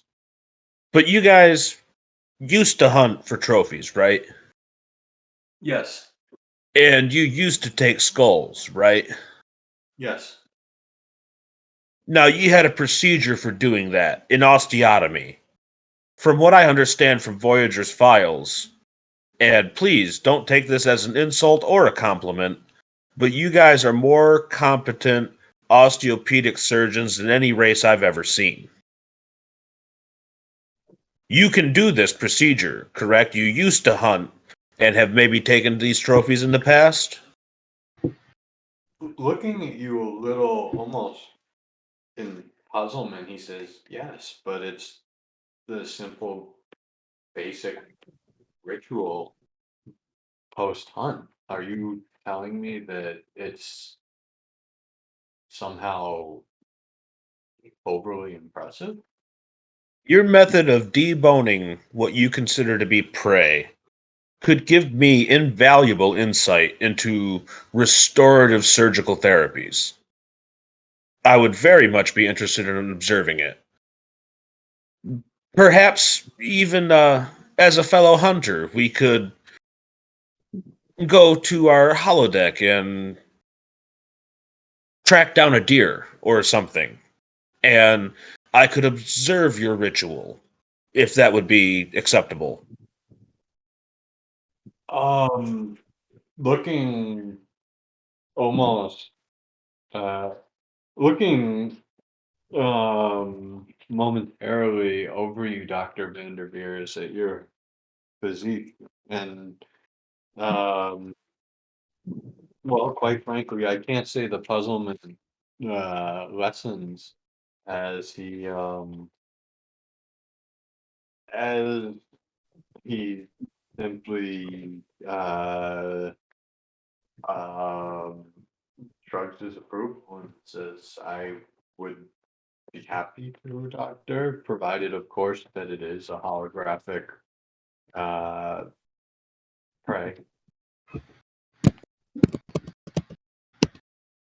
He says, "I'll be in your employ if it's seen for another 12 hours. I'll put myself at your convenience."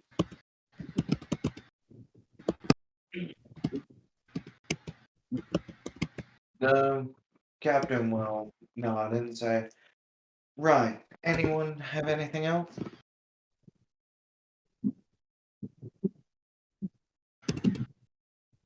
No.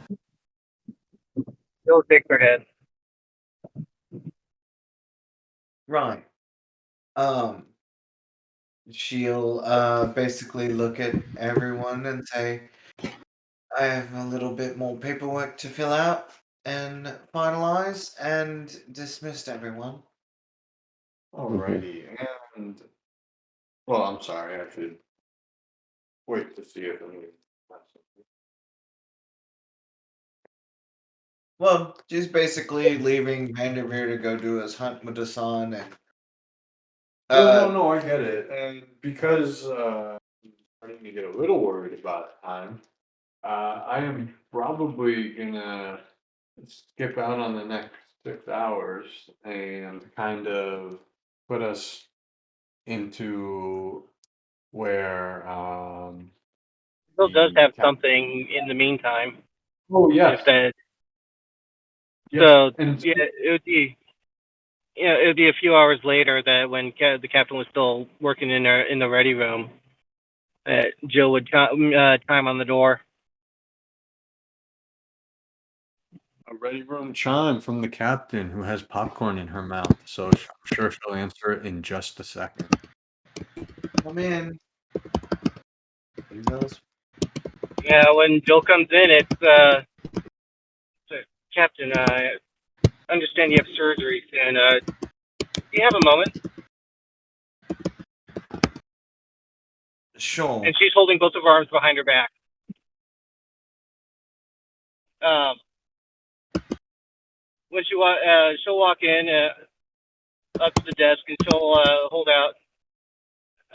She'll put a box and obviously some type of it's obviously a wine bottle with some type of pink and purple liquid in it. So you're something to look forward to after the surgery. At least hope Uh, yeah, the in the box is a pie.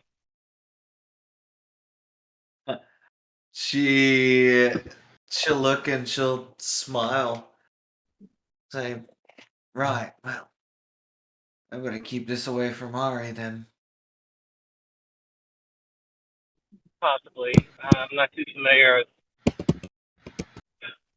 He's from Earth, isn't he?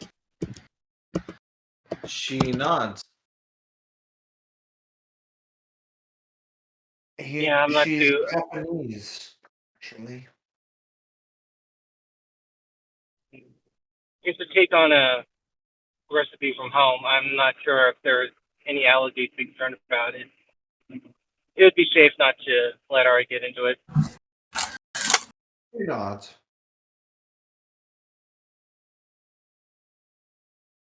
But Yes, I bought her.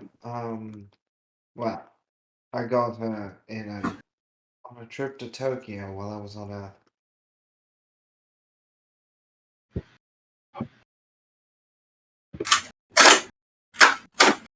Was told she was quite the guard dog, or would be.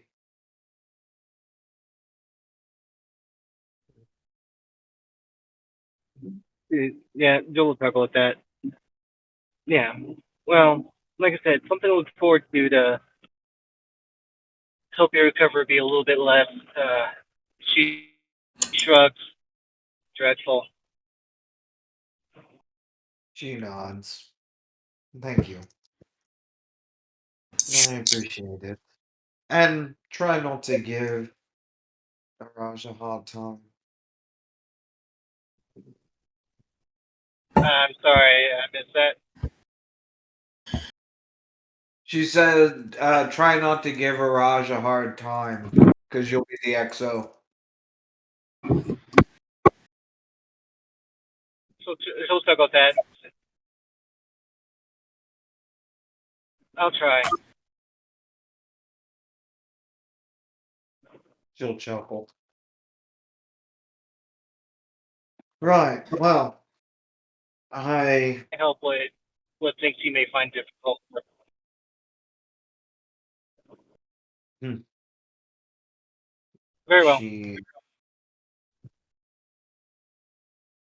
Well, if there's nothing else, I just finished my last pad, and, well, It's only one. oh, is it? Yeah. Okay. So, I think I'm gonna hide in here a bit before my surgery. Understood. Yep. For what it's worth, enjoy what you can. We'll take care of the ship. She nods. With that, to leave. And leaving also, we will go down to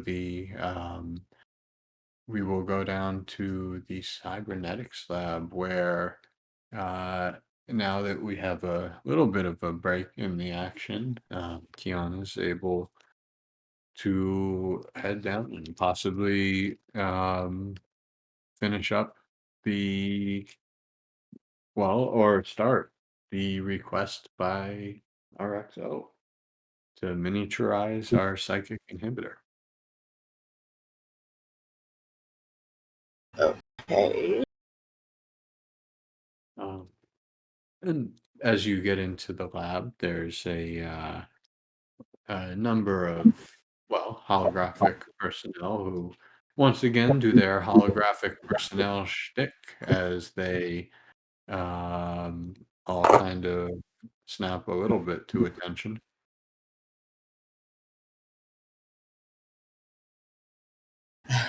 Eddie's everyone. How's everything going in here? Um, pretty well. They say the commander had asked us to start analyzing this inhibitor earlier, and we've simply been following up on that. Oh, so you already have it. Okay. Uh, okay. I'm going to call for him to meet me because I think you wanted to meet me in the cybernetics, right? Yep, I'll join you. Join you when summoned. Okay. And thus the Disesh appears. You know what? He likes the scant, so we'll put him on top of this.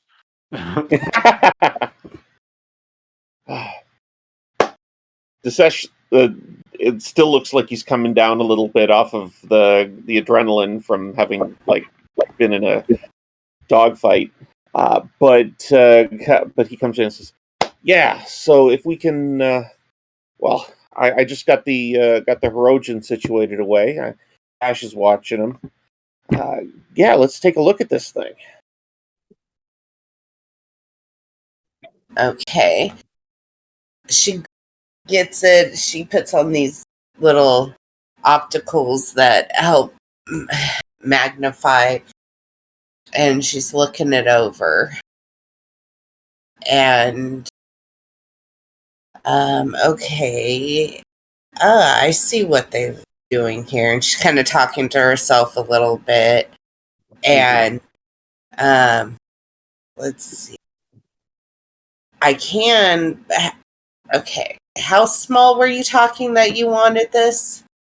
I was actually thinking something like this, and I pull out my Dajapa, the Bajoran earring that that uh, uh, he has, like he had in his pocket. Yeah. Be a little more subtle than a headband. Yes.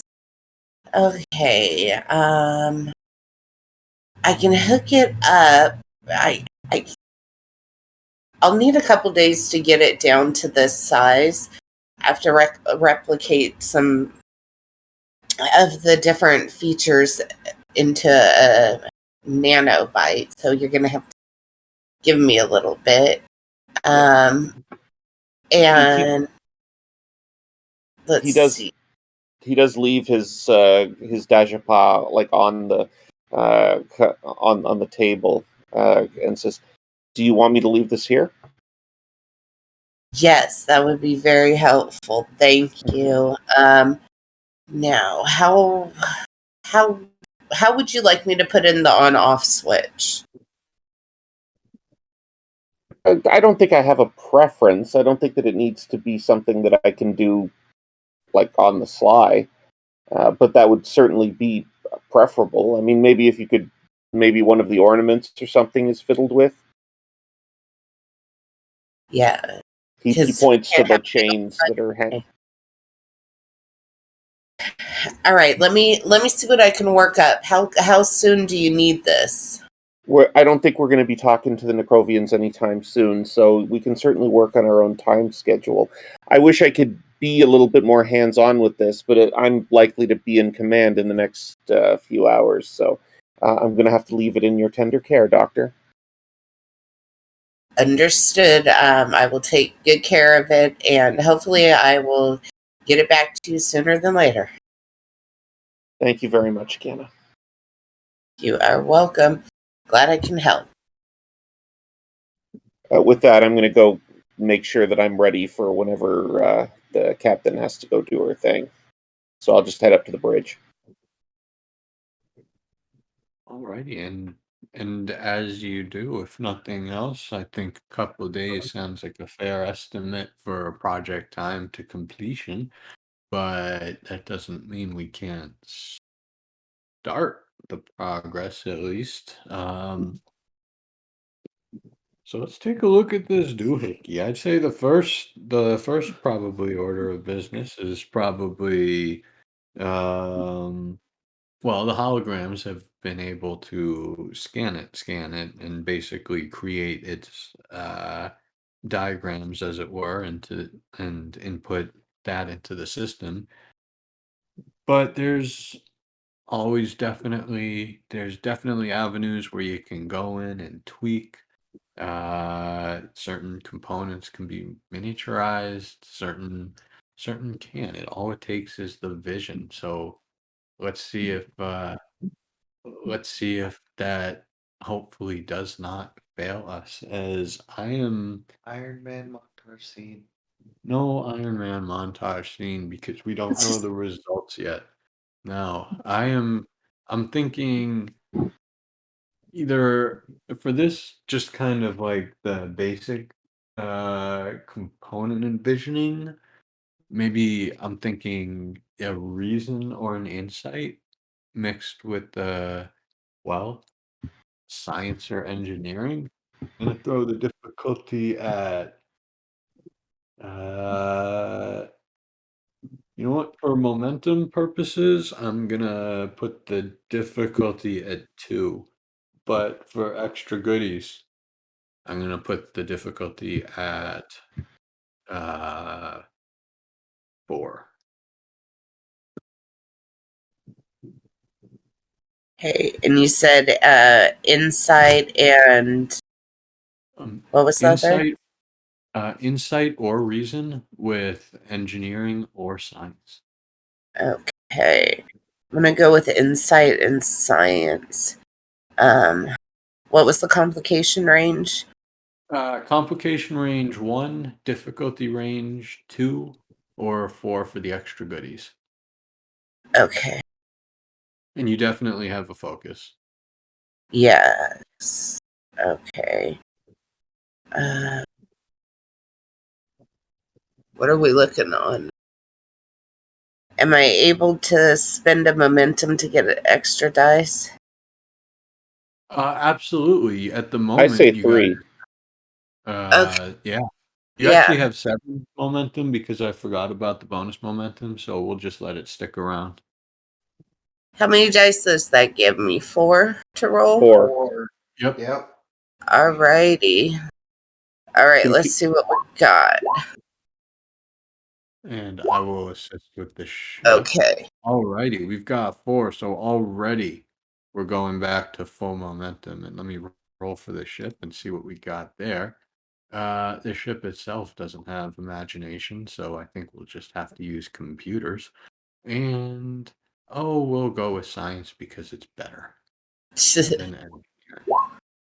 Okay, bringing you back up to 1 bonus momentum, and this time I won't forget about it. But as you start to look at the doohickey and what's-its of that actually kind of comprise the, uh, yep, it is, the inhibitor, you realize a number of things. 1, the fact that, the sesh does want this to um, kind of fit within an earring, as it were, as opposed to a headband. Kind of makes it a little bit easier because there's a number of things that you can, well, quite frankly, take away right away. Some of it being the fact that the system itself needs to power a much littler device means that you can drastically reduce the power and system and the power management system, um, especially uh, um, and considering this is when we get a little perhaps space magic-y about it, but because it's so close, as opposed to being worn around the head and so close to the ear canal, because it has such a direct route to the brain, it actually requires a little bit less power to function too, so you can take away some of the other stuff. And as you start to uh well, quite frankly, look at this, and it starts to kind of unfold around you while you know that you're not at the fabrication point yet. I'm gonna say because you got that little extra, good thing you managed to, well, shave a day off. So your estimate of 3 days, you realize that you've almost unintentionally fallen into the engineer's curse of, well, bloating your estimates. So It's not a curse. it's It's a tactic.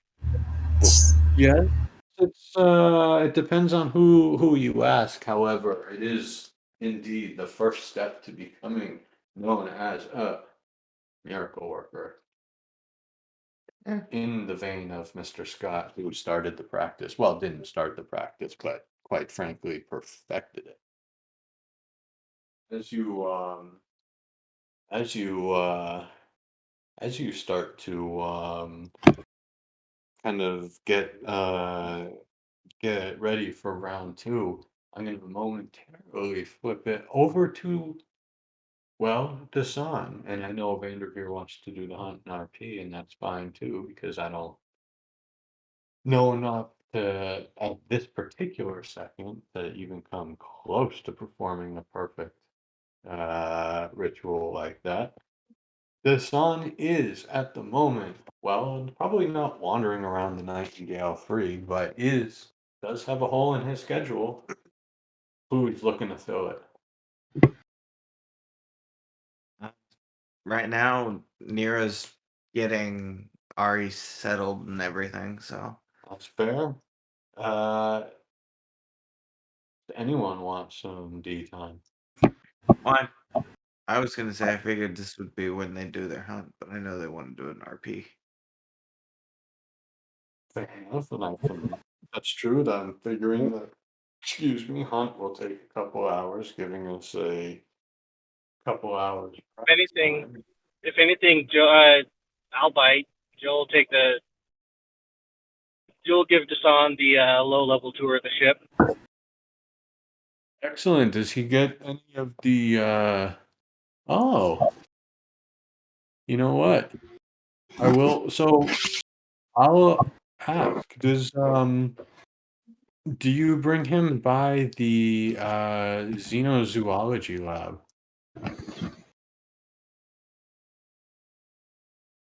Yeah, that's one of the less sensitive areas. Okay. And as you More do, Uh, as you do, I will say, and that's kind of where I'll start our conversation. As you kind of notice that, uh, as you finally stop at the zoology lab,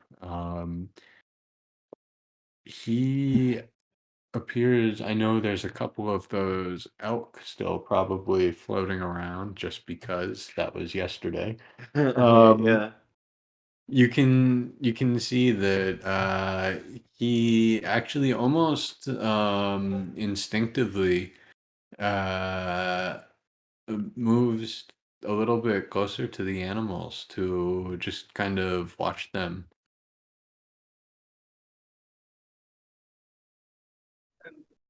Yeah, these And just were. because, Oh, yeah, as he's well, studying them, he'll just kind of explain in general terms of it was an effort to alleviate a situation with between two other species. nodding, Dasan simply says the Federation, well, doing what the Federation does. It should be noted that not Reno. Duncan, Thank you. The Duncan is in the lab as well. But Desan says the continuation of the Federation doing as the Federation does, I assume. yeah, Duncan's going to be more or less minding his own business since the officer is more or less controlling the situation. But Jill will just stand next to him and nod in agreement. Yeah, people ask for help. As you said, that's what we do. Pointing at the elk, he says, and your people created this noble beast. We did. Looking slightly entranced, not entranced, looking slightly envious, Dasan simply says, Have you an extra one?"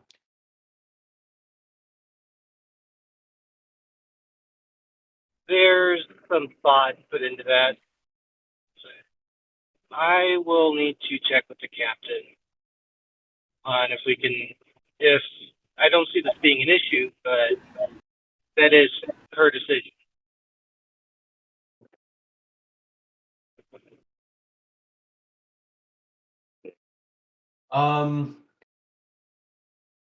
Lawson, as you say that, trying to figure out what role to make this. Give me 2 seconds, cause um, give me a You giving this guy a pack of cigarettes? um. Yes, the equivalent of space cigarettes. We bought them at the Space 7-Eleven right next to the Space Sonic. Uh, I'm gonna ask from you, Lawson, uh, On our way to the Space Randalls. a fitness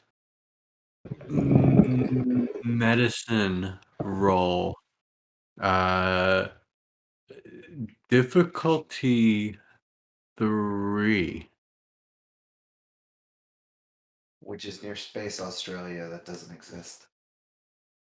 Okay.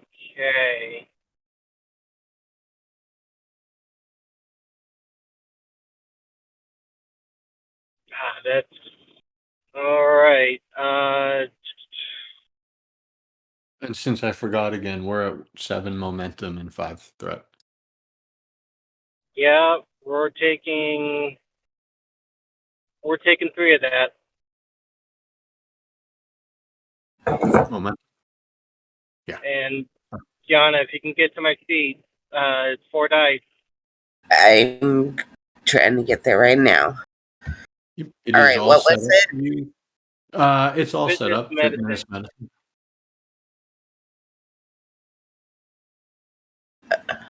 Fitness medicine, you said, for everything good? Okay. Oh, I don't think You I don't don't. think Taekwondo would have applied. No, you don't have any focus for this. Oh, shit. You got I'm a 1, a 0, and a complication. Um, I had it run set with it. under focus, a yes under focus on accident. It did. It didn't roll. It didn't No, roll any low enough. Anyways, it's okay. Okay. yeah, you're good. So you want to re-roll the... No, Yeah. I was not expecting to succeed this one, and the fact that it's a complication on top of it, just take it and run. Okay. Okay. Well, the complication, I'll start with that, is at the end of this, Jill is gonna um, lose consciousness. However, before she does, and I will note this, at least from Jill's perspective, has nothing to do with the sun, as in her mind, she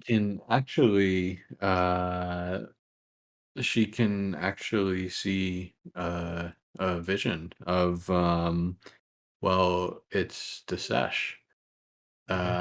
He is walking up slightly and looking at something. It's difficult to see what it is, but uh it's not an issue at all once you realize that you can simply will yourself to see through his eyes. And as you do, and the scene rushes forward in front of you, you can see two snakes coiled past. I'm sorry, two snakes coiled parting suddenly as the third one rises up, forcing the pair to twist around the addition. Slowly, a braid is created as the three snakes turn to peer at you. For each, their eyes grow larger and expand to meet, and now faced with three eyes, in unison, tongues lash out unforked. Suddenly, you see yourself besides him. Two of you, in fact, as both Jill's replaced Desesh's arms akimbo, her eyes flashing a brilliant red. And as the picture entirely swirls and blossoms into an explosion, suddenly you can see Desesh just jumping back and looking at a, well, very simple wooden ark. And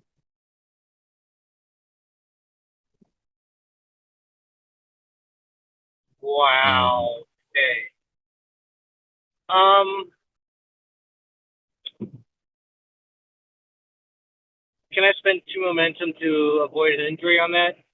To avoid passing out? no, but I will say you're not injured. Okay. Um, Um, and well, what's Reno do actually? I know what the Duncan, Swans gonna do, but yeah, when, yeah, not Reno. Sorry, so, Duncan. yeah, so there's that 30 seconds of back and forth, and then Jill gets a headache and then collapses. Duncan just, after hearing the body drop to the ground, Duncan just turns like, what the hell? Turns around, Um, goes over and starts to look Jill over and actually push Dasan away. It's like, back up, back up. Dasan, who was attempting to lift her up, actually adheres to your or Duncan's statement as he simply walks back into the corner. And as after maybe a couple moments of just trying to like to peer, uh, just to see what's up, he can see Jill's eyes start to flutter open a little bit.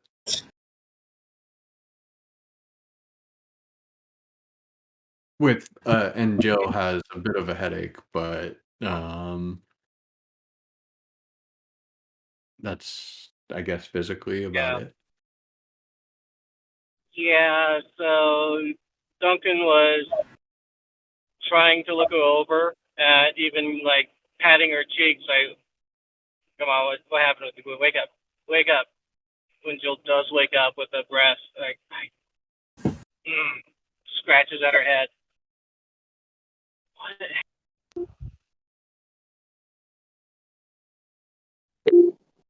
Um, Dasan simply I still says, here. "Are you?"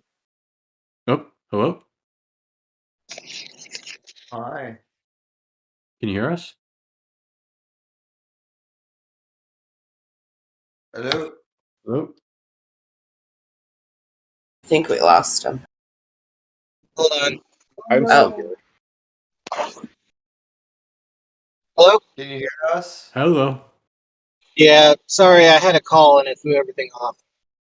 Oh. Oh. Do you need a second? I can flip to someone else. No, I'm okay now. Okay. okay. Your call's now calling me. It is. If you wanted to mute and tell her to call back later. Hang on, I got that. No, no, you guys just do it. Okay. All right, sorry, technical difficulties. No, you're Uh, good. all right. So, yeah, Duncan was, for a brief moment, trying to look her over, trying to wake up when Jill does wake up. What happened? Well, you you passed out and fell on the floor, and then you woke up. You probably need to see a doctor. Uh, I'm not that doctor. And Dasan says with a slight trace of humor in his voice, he says, "If I knew my request would have been so problematic, perhaps I would have withheld it."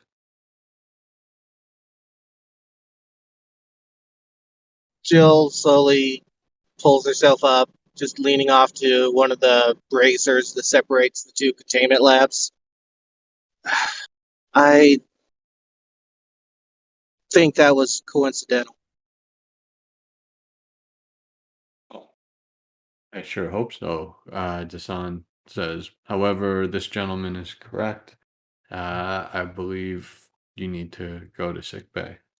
Would you like to be escorted?"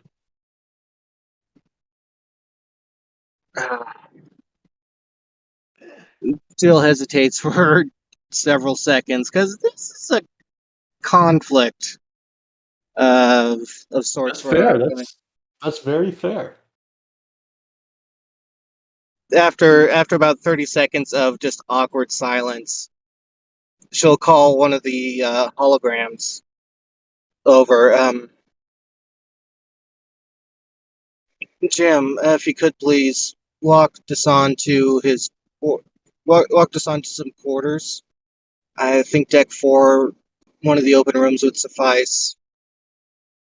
And Duncan, if you could please, I need to see the doctor. Uh, uh yeah, sure. This it's too early to drink. He mutters under his breath. And as Dasan showing no sign of really any reaction to the decision, nods and walks away. That brings us full circle to sick bay, where Duncan and Jill enter as Vanderveers is preparing for Captain's surgery.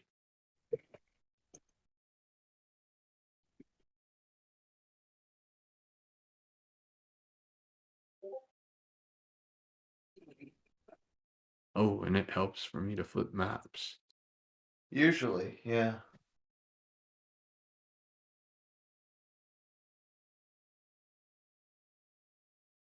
Oh, have we a Vanderveer?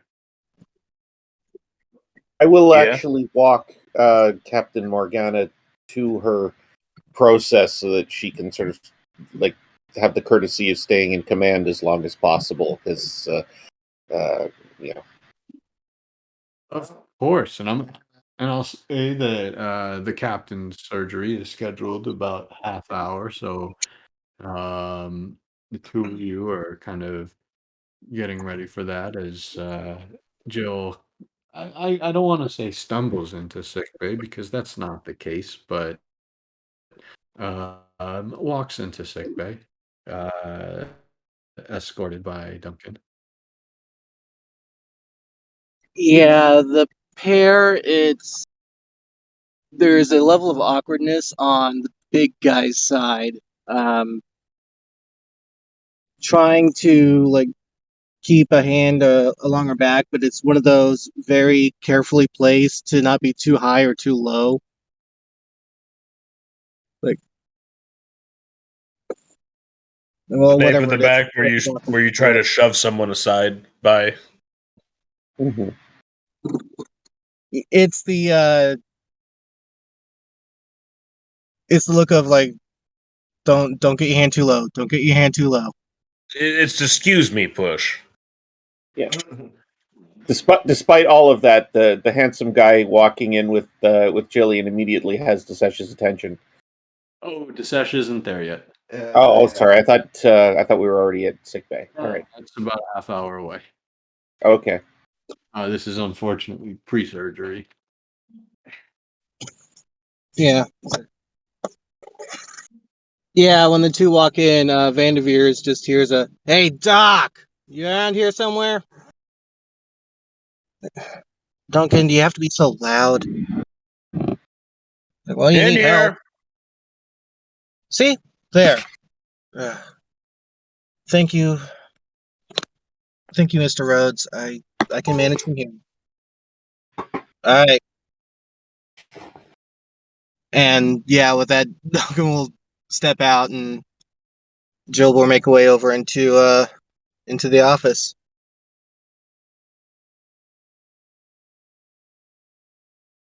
Um, just a minute.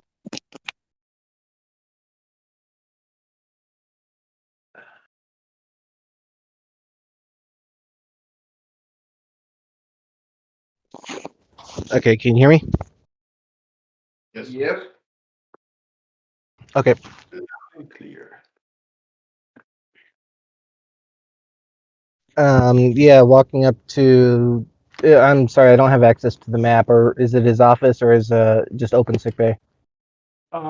His office at the moment. Um, Yeah, she will let herself in and sit in a chair.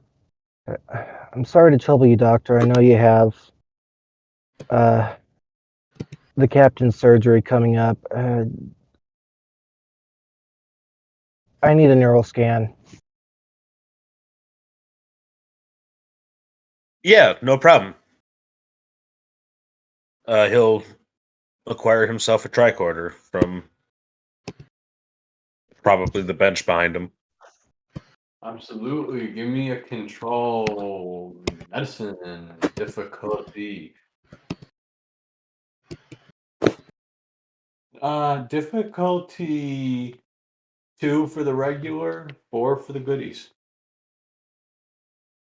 And while he's doing the scan, she'll explain answering the questions before they come up of is just standing there talking to Dasan in the zoology lab and then started seeing things and next thing she knew she was collapsed on the floor. Let me get 2 extra dice for 3 momentum, and I have a focus in neurology. Definitely, definitely, and definitely. Oh Nice. my. 2, 4, 6, 7. That's a roll. So that's That 5 momentum, bringing you back up to Cat. too bad he had to waste it on you. Hey, this is a good one because you got the goodies too. Dr. Vanderveer, as you scan Lawson as she's explaining the incident herself, you can see that while her brain seems completely undamaged and, well, I cannot comment on her diet, so I don't know how healthy she is, but you know better than I do. She seems to be in great, well, almost matching perfectly of her scans that you've taken just a week ago. Except there's a couple minute differences, and the first one, which is just the regular difficulty answer, is that it appears that certain areas of our hippocampus, I believe it is, are stimulated.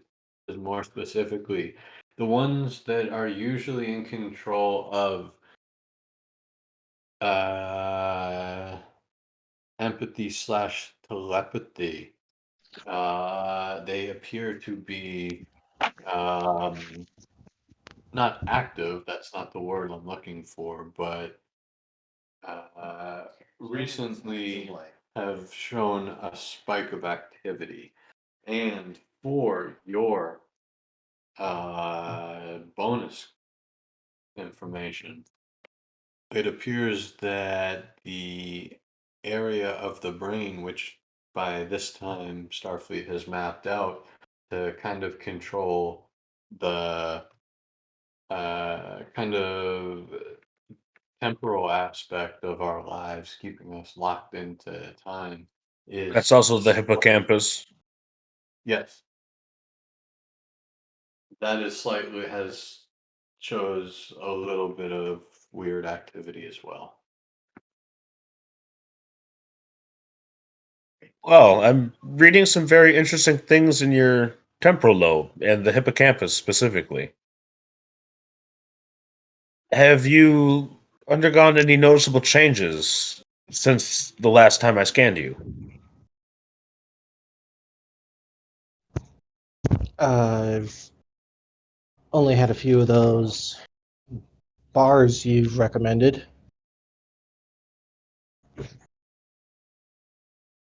Otherwise, no. The power of vitamins. The power of vitamin B. Can I take another scan to see if it's related to my prescribed treatment? If it's a possible side effect that I had not foreseen? I will I will kind of I will kind of just you know Or what? do I No. know that You from what I've already scanned if it is or isn't? you know what? I'm just gonna give you that. You can tell that it's not. You can tell that it's not a side effect of your vitamin treatment. Okay. Can I take a scan to see if this is a continuation of the symptoms she was developing for what I am treating?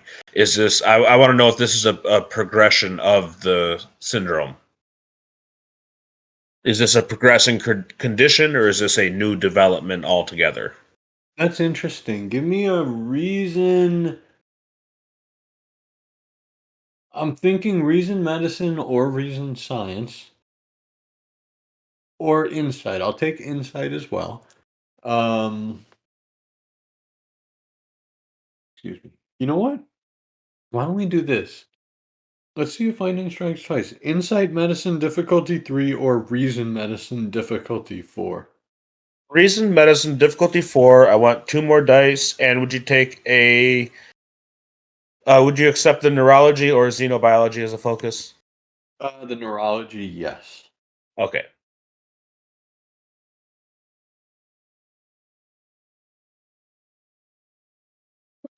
Excuse me. All right. Can we Cautious bump? medicine, I can re-roll that 0 because I did spend momentum on that. Excellent. And Hello. okay, there's the 4, and I need to actually reduce the mo.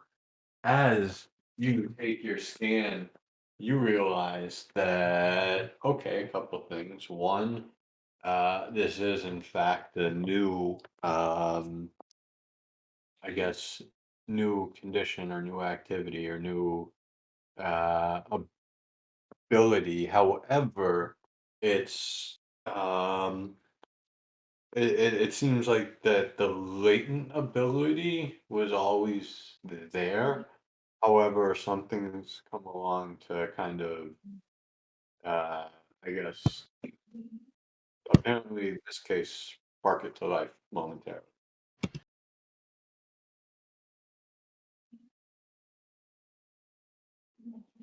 Oh, Lawson. Given that this is a new development of a condition, I don't know if this is going to establish a pattern or not. So I can restrict your duty for the foreseeable future until we can figure it out.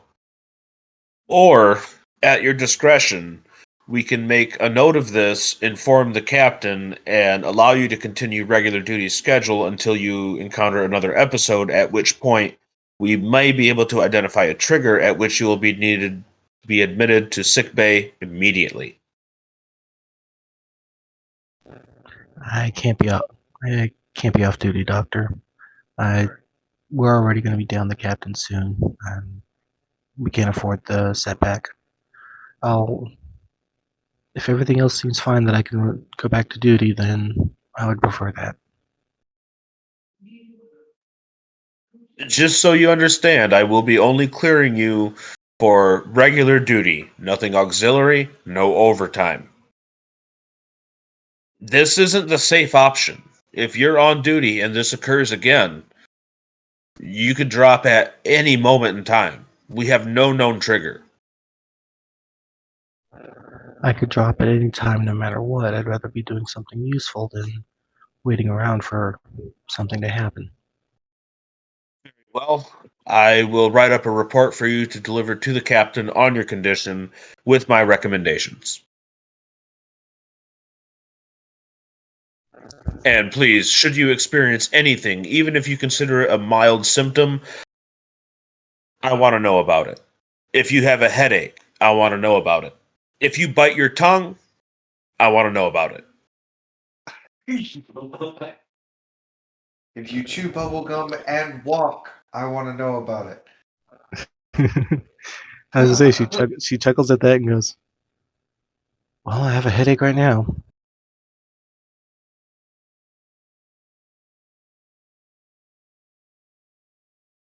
Would you like something for it? She nods. And I'm not gonna roll to make you administer an aspirin and a lollipop. That's what she gets. Aspirin and a lollipop. But as you That's a pop. as you kind of as Jill kind of gets treated, and I'll spare her the moment of the session, the captain walking in, and we'll say she manages to kind of slip out of there a minute or two before the captain and the sesh walking, been now having been in command, it is now time to relinquish said command and put thyself on the chopping block. Literally. Oh, shut up. She'll look at Disesh and say, "Well, sorry, I'm leaving you at this madhouse." She says with a smirk. Yeah, we got some house guests, but I'll keep them out of your hair, Captain. She Get them back nods. to their brother. She nods and see that other house guest uh gets seen to my quarters. She says,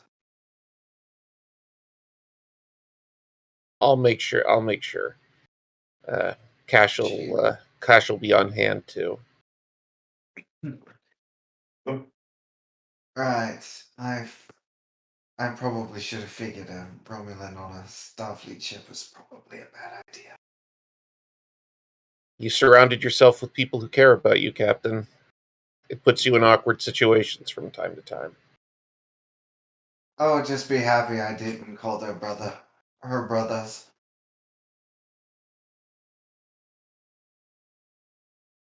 They'll be here when you wake up. She nods. Well, take care of her and don't blow her up. I'm still on her. She says.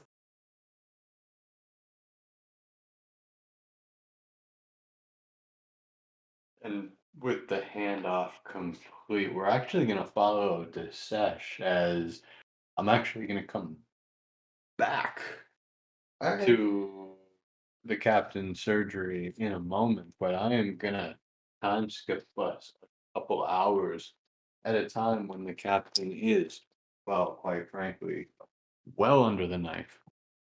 And I am going to bring us to the bridge where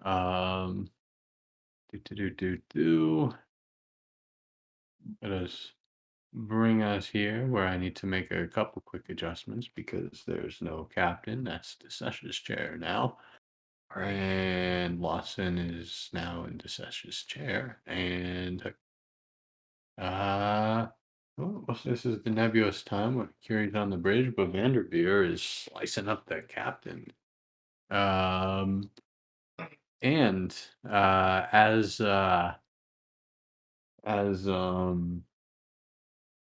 the ship This is this I'm sorry, actually go ahead. means that Lawson has to give me the report on what happened, right? Yep. Yep. Oh dear. Well, I mean, Suspect. technically she doesn't have to. It was it was technically stated that the doctor would be writing up the report and sending it. What Lawson reports is what Lawson reports, but Well, I mean, like if she's willing to not do what Tavir asked her to, but yeah. That is an interesting thought, but I was gonna say the first thing Seth would notice is there's a complete, almost like a 180 of distance. Like just as soon as they lock eyes, she turns away and is basically That's weird. straight to business. Okay. Desesh is actually like, in quite the like, hey, I'm in the captain's chair kind of mood. Never thought I'd get here. well, You get to do your first captainly duty as Goodman, as you've seen him so often do to Captain Morgana. Looks over from his console and says, "Captain, we've got an incoming hail from what appears to be the Herodian ship sent to meet us." Put it on screen. And as Diame's visage uh, floats up onto the view screen, um, he looks slightly taken aback as who he expected is not there, but rather he says, as you see him momentarily close his eyes, you see him look at you and say, uh, Captain Araj. Uh, this acting Captain Desesh of the Nightingale. Yes, Durham. It's good to see you. I have some of your family aboard. Uh, Captain Desesh, I apologize. I believe I'd like to extend my own thank you for saving them. And, well, I believe I can return the statement. I have your two fellow family members aboard as well, with which to deposit. Excellent. I will. I will signal down. Would you like? Uh, we offer you an opportunity to come aboard if you would like to.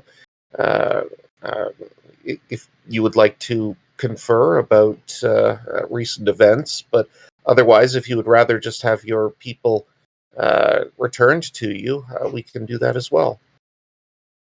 Uh, I've heard nothing from Dasan on the contrary, and unless he's out to overrule my decision, I see no reason why we can't continue to fly along the same path, especially assuming you'll be returning to the same region of space. We are headed to 17 at the moment, so if you are intent on continuing your embassy there, we can travel with you Uh, for a time.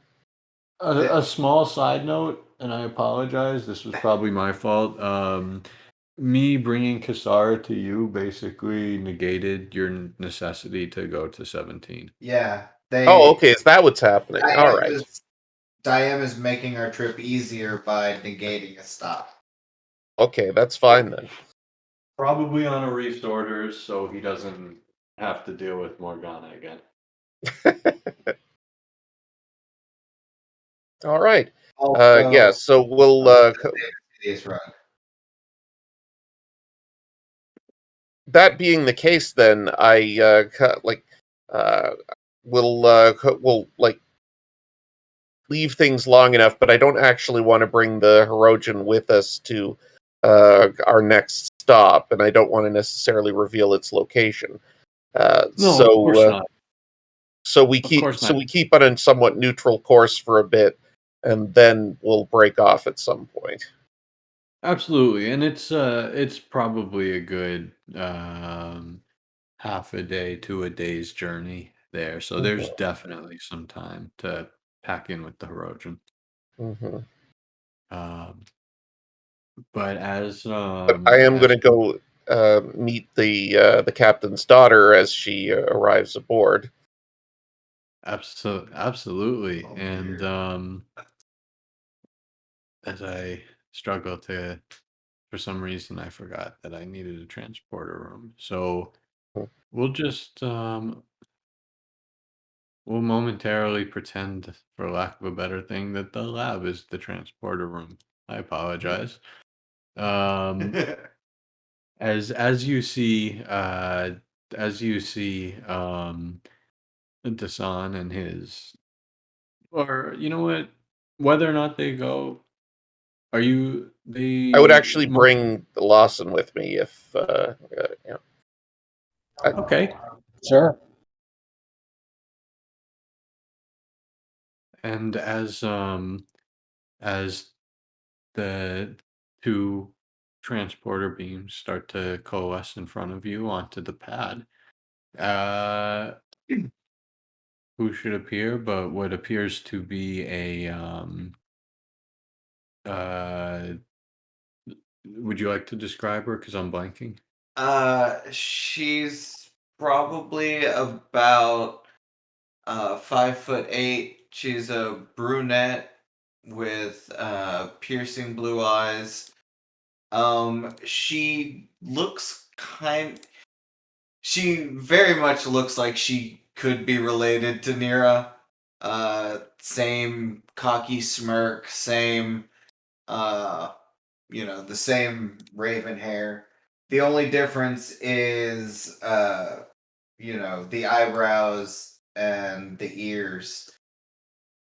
And, no, actually Nira looks younger than her daughter. And Yeah. And addition to that, there is a second column beaming in as well, and lo and behold, all of the sudden, uh, you can see next to her is Commander Arif. Whoops, you guys are backwards. Yeah. Only slightly. She looks I'm gonna take. I know, I'm just saying. It was just letting you know. Like, anyway, go ahead. And as Arif looks around to the two of you, he says, "Ah, oh, probably by now, Captain Distash and Commander Lawson. Well met again." Good to see you, Commander. Welcome back. Welcome aboard. Disesh gives his sort of like, the smile that he uses in order to ingratiate himself and with the captain's daughter, and he says, and what was the name again? Kasara. Yeah, and you must be Kasara. I am, she says quickly. Where's my mother? We'll take you to well, she's in surgery at the moment, but we'll take you to where you'll see her when she departs. There are quarters prepared for you, and we'll see to it that you have somewhere to retreat to. But I understand that you'll want to see your mother. Looking just about ready to protest, she opens her mouth before you can see Arif kind of put his hand lightly on her shoulder, and then looking at him briefly, she um, arrests whatever vocal momentum she was just building up as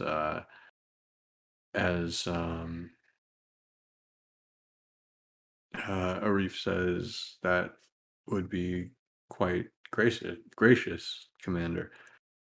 I hope you don't mind my unscheduled visit. I, was asked to take a vacation suddenly, and I couldn't, quite frankly, was going to anyways when I heard Nero was going to go through surgery. So, We all care about her, Commander. It's not a surprise that you're here. understood, he says simply, and looking at um, looking at uh, Lawson, he says, "I guess this makes you the XO." She nods, and Ari could probably tell it's a little bit of a forced smile that comes on her face. That does. And like I said, well, welcome aboard. I start to Uh, move towards the door because I get the impression Kasara is not is quite intent on being close to her mother. Indeed. And as you start to edge, or not edge, but walk there, you can see her almost instinctively mirror your actions from a different angle. As Arif's eyes kind of narrow in response to Joe, but Smiling pleasantly, he simply says, um, "Oh, uh, none the same. I certainly appreciate the hospitality. Uh, could definitely, Of course.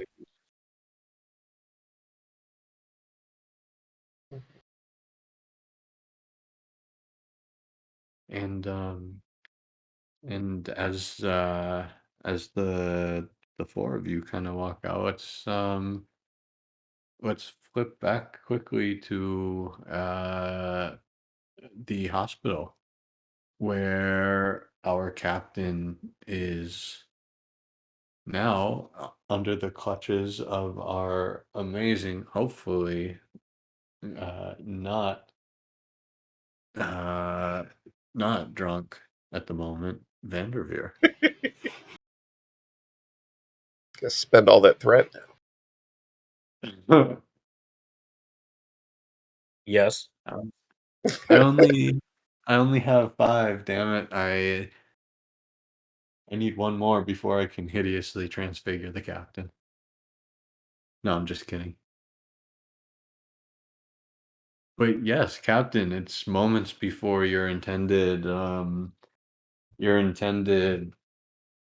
slice and dice as well, I'm just gonna say just for the hell of it, for this one moment, for one one moment before the surgery, as much as quickly as it comes back, your back feels completely pain free. Yee. For just one moment. But the pain returns, and so does the knowledge that surgery happens. Um, but yeah, I don't know. I actually don't know what pre-scrub procedures are, so that's where you guys. Well, she's probably just passed out like on her stomach. Well, not yet. She hasn't been put under anesthesia. Yeah. Oh, that's Now, fine. Then she's probably just laying on the bed on her stomach, just kicking her feet. Captain, just to reiterate, Hmm. how long do you think a Federation cybernetic tech's spine would even last someone with your longevity? Well, I would at least give it a good 40 years, considering there are mechanical hearts still going to this day. Oh, yeah, but give it 100 years, 150, 200. What after that? If you don't take care of your biological self, you're going to create a life of yourself of maintenance. And who's to say in the future that the nervous system damage won't eventually render it dead? That's what I mean when I say best possible outcome for lowest cost. Yes. Now, I will be Mhm. replacing your discs in the lumbar region with a self lubricating synthetic disc. This, after you heal, not only should you not have any pain, but will probably give you a greater range and flexibility of motion, better than any cybernetic implant could. Those things are not what they're cracked up to be. They're kind of stiff, they're prone to interference, and after about 110, 120 years, they start to just get slower with age. Trust me, you'll be happy with this. Well, fair enough, I suppose. If I could go back to winning gold medals in gymnastics, that would be fantastic. Shame they don't have limbo. I actually did a pretty mean limbo. Probably why my back is so screwed up. Uh, I'm going to give you this mask, and I want you to count backwards from 10. Right. And she puts it on and By bam. by 9, she's out. That's a surgeon's Yeah. trick. Oh yeah, she knows. She's humoring you. She already knows that. Yep, I'll She get should have to. started at 1. She goes, nah. Alrighty, so now it is time. It is time. It is time. Um, I'm thinking typically an operation like this, I think we're looking at 3 rolls in succession. 1, 2, kind of the good old uh slice and scoop. Uh, and as and number 2 would be the installation of, I guess, the Well, new back. what we're gonna have to do is open, remove any calcifications or spongiform bone because it's already been botched. We established that. And then I was thinking like an L3 to L4 rod, and then we'll go from L5 to the thoracic vertebrae in an internal polyglactin orthopedic lumbar cast. Okay. In which case, well, before we get too deep, let's start with the opening. Um, let's start with the opening. Probably the easiest part of uh all of this. No, this part sucks because it's make or break for everything else. All right. So, and I guess I do have some threat. So, and Katie's looking at me with murderous intent um in her eyes. In her piercing blue eyes, yes. But Which means I have to judge just enough how much to open without it being too small or too much so to do the why work don't that I you need to do. why don't you give me a control medicine? Difficulty 3, and I'm gonna spend um 2 threat to make it complication range 2. Um, So no one gave Give me me 2 threat. dice for 3 momentum, and I have a focus in surgery. That is definitely a focus that will supply. I can re-roll that 0. Okay, gaining you 2 momentum back as you cut the captain open, managing to make an incision that is just within the Goldilocks zone, or just within the center of the Goldilocks zone, I should say, allowing you ease of access for your administrations, but while not sparing even a single centimeter of excess cut with which you will have to needlessly repair. And with her back open and kind of splayed out in front of you, um, now it's time to do the elf. If I would correctly, the L4 to L Prep the bones for the procedure, prep the bone. Okay. which is just That kind of like cleaning them. yeah, that I'd say is probably well within your wheelhouse and I would add a ability. complication range because of how fragile they are. Well, no, Uh, he's removing the most fragile parts. That's what his intent oh, is. okay, so he's removing the chips. Got it. Yep. Yeah. Debridement of anything that's calcified or spongiform. So I would go with control, but I'd also accept a reason. By the way, feel free to slip in daring to any of these should the need arise. That's always an option. But and either yeah, medicine, I would say. Control or reason with medicine. 1 extra dice for a momentum. Reroll the 0. Alrighty, managing the 1 momentum that you spent. Well, then the scalpel can do a barrel roll. Um, and gaining another one as you are able to basically take out all of the extraneous bone and kind of damaged um, spinal area. And then now the long part would be threading the bone cast through everything and putting the rods in so that it's immobilized in a certain spot so that it can repair itself properly after the osteoregeneration we're going to do afterwards. All right, I'm gonna throw a little bit of a curveball, and before you make that roll, I'm gonna ask you for a fitness security or a fitness con, just because this is gonna be the kind of long part of the procedure, and it's kind of I'm gonna say um the difficulty is gonna be 2. And if you succeed, I'm gonna let you have a free success on the next step. And if you fail, I'm simply gonna raise the complication range by 1.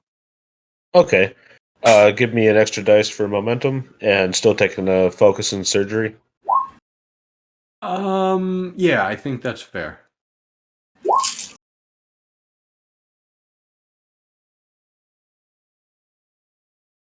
I will let your cautious medicine Well, apply yeah, to I this. spent momentum for that, so reroll. Do I I reroll do. 1-0? Or can I Yeah, do both? Okay, yeah. one, just one. Dang. Well, that's fair. It only means the next step's gonna be complication range 2. Uh, and for this, I think it's probably looking at a control medicine.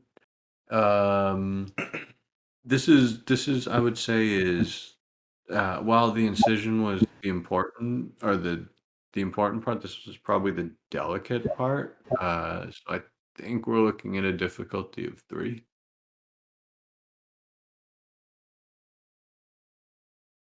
Okay, let me get extra dice for momentum. Oops, that's not what I meant to do. Oh my. Oh, Jesus. Oh wait, you don't gain that much momentum. Sorry. No, but that was good.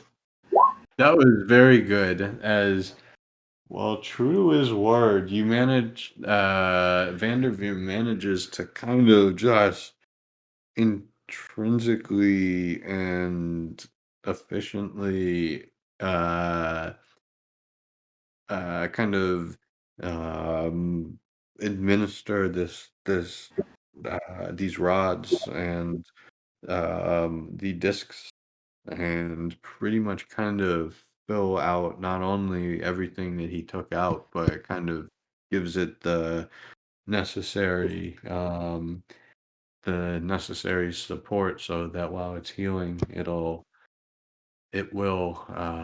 manage to well, quite frankly, probably heal a little bit quicker than is normal just due to the sheer talent going into the actual work. Um, and as you kind of, I guess, pull your hands out of the captain, um, all that's, I think all that's left is to close her and sew her up, or did Yeah, I miss? that's the procedure. That was the hard part, and now we just gotta close it up, which is the easiest part. It is. I'm gonna make this difficulty. I'm gonna make it a difficulty 0. Um, but just because it's at the end, I'm gonna spend 2 threat to make it complication 2. And I guess control medicine, though if you wanted to, throw in a con, I would accept that. Nope, I will take a third dice for momentum, though.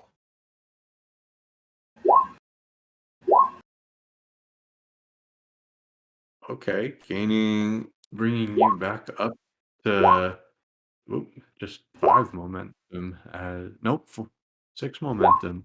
As not only do you manage to expertly sew up the captain, um, but as you kind of look up and look at the charts and the status charts, it everything she looks completely stable and though she's obviously still unconscious, uh it w- from everything that has is in appearance, the procedure was an astounding success. Captain is an inch taller.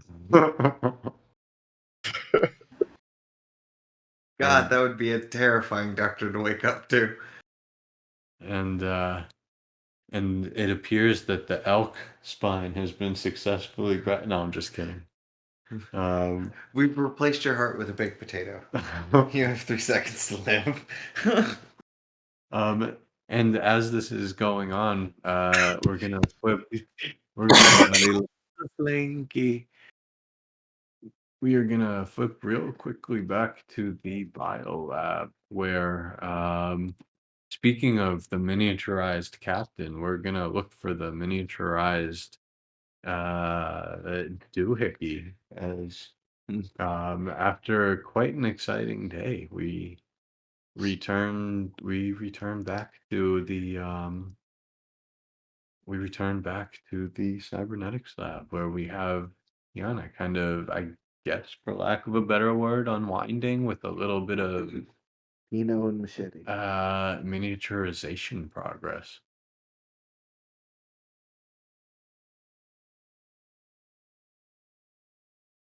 Oh, And and as you as you return to the lab once again, the holograms do their holographic shtick as they all stand up. Not only because a lady has entered the room, but also because, well, quite frankly, their superior has entered the room as they all snap to attention. Say, Dr. Hakuri. hello, everyone. How are things going? Um, as the holograms, one of them, they all kind of look to each other, and one of them steps up to answer and says, well, it seems like we've managed to implement some of your ideas. We're actually running into a problem, however. It would appear that the part of the hypersonic resonance chamber that allows us to uh, rebound the psychic waves into enough times to weaken them. We're having a little issue trying to figure out how to miniaturize that. It's proving to be quite difficult if we want it to fit on the, well, jewel of an ear. Yes, I imagine so. Um,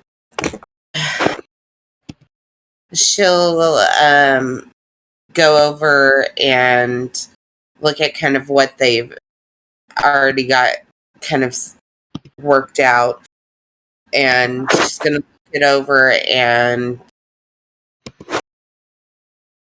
have it dawn on her something she can do that would make it functional. Alrighty. That I think I'm looking for either insight engineering or insight science. I think difficulty. You know what? Let's go with difficulty 3 because I think this is gonna be a tough one. Well, not a tough one, but the problem facing it is tough. Okay. Like to get 4 dice to roll, so spend some momentum. That you certainly can. Perfect. All right. Ooh, that was good. Okay. Um, all right. Let's see. Focus. Cybernetics. Okay. There we go. What was the complication or the It difficulty? was just one. The difficulty was 3, so you gain 1 momentum, and as you kind of peer over the hologram's work, you realize that, well, quite frankly, their work is pretty immaculate. They've pretty much hit a brick wall, and so too have you when it comes to actually figuring out a way to get this resonance chamber to, well, quite frankly, be that small. It's just one of those things where it's a physical impossibility, at least of the known universe.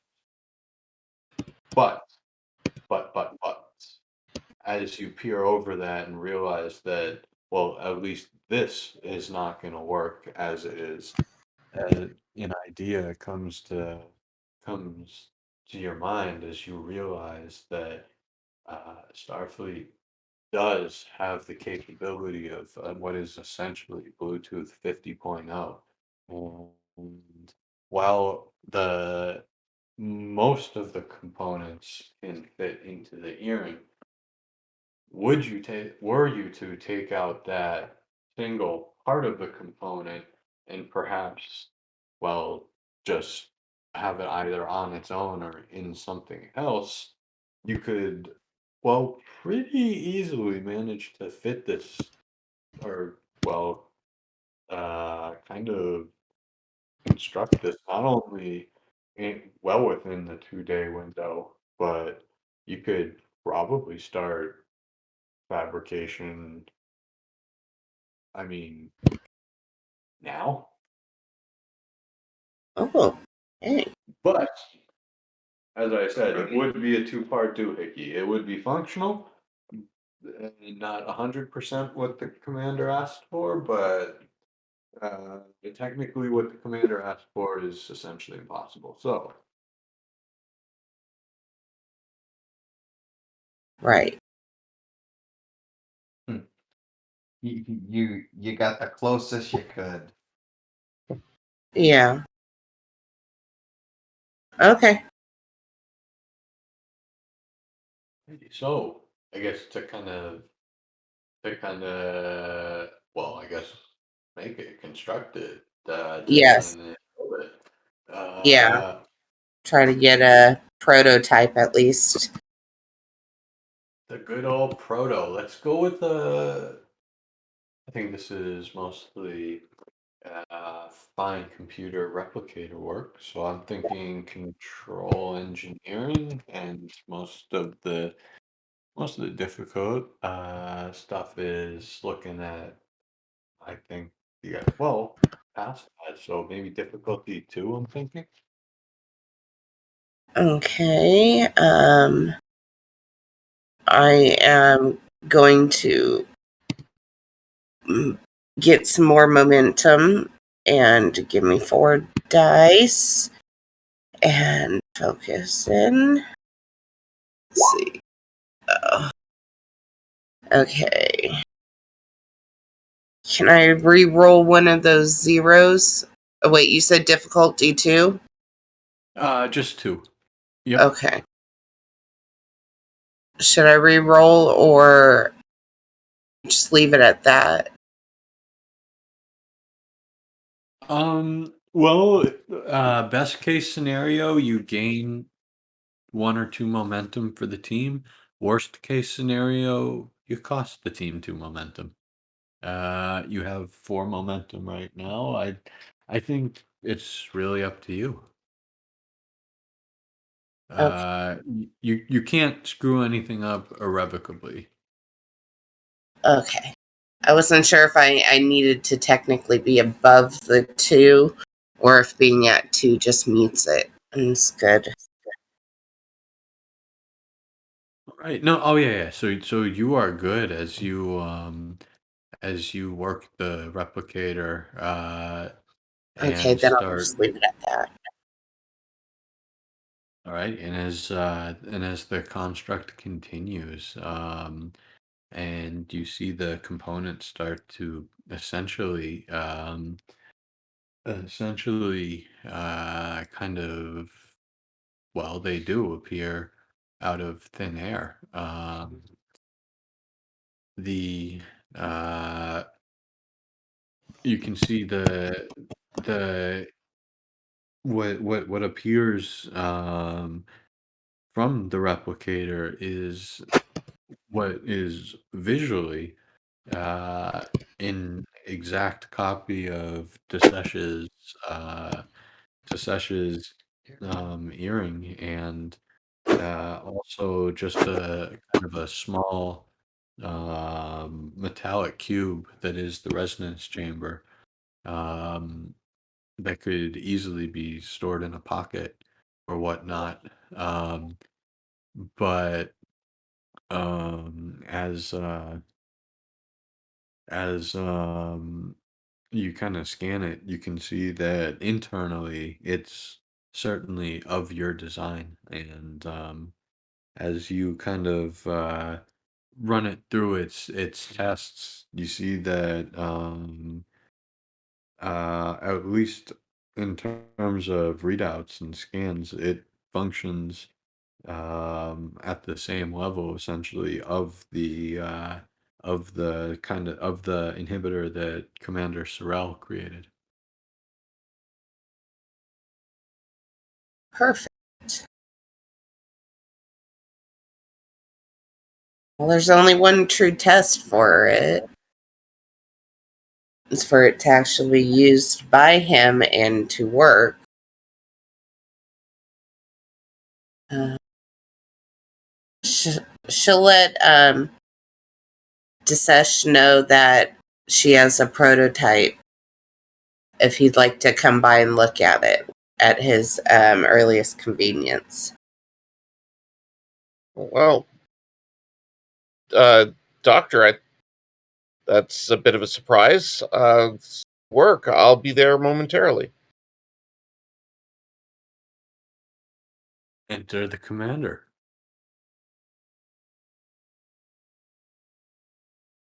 I was just settling into the big chair. What you've managed to put something together for me? Yes, now it's not going to be exactly as you were hoping. The resonating chamber, there was just no way to get it to be that small. And she'll pick up Okay. the little cube and she'll kind of show him. This is the resonator. It can go on you anywhere, but has to be accompanied with it for it to work. Okay. Is So this satisfactory? yeah, this will work fine. Thank you, doctor. Obviously, I'll have to find a way to conceal that, but I can work that into my uniform. Yes, you shouldn't have a problem. There's the on and off switch is located here, so that way obviously you don't need it when you're running around the ship. So you can turn it off and then use it on negotiations. Yeah, I won't need it running around the ship. But it'll be good to know that I can turn it off if I need to. Uh, Thank you, Kiana. This is amazing work. You're welcome. I hope you find it to your satisfaction. Well, we'll see. We'll see when we run into the Necrovians again. Thank you. You're welcome. Glad I can help. It wasn't as complicated as it seemed. It doesn't always have to be bigger. And yet things always have to be complicated. Oh, yeah. We've got guests aboard. The captain is in the midst of her process. Commander Arif is here, along with Kasara, the captain's daughter. They're mostly hovering around the hospital right now. Yes, I imagine so. I'll be finding my way up there too shortly. So I'm going to make my way back to the bridge. See you again soon, Doctor. Yes. And and actually, as the pair part, for the record, next week I am going to return to this moment and start us off here.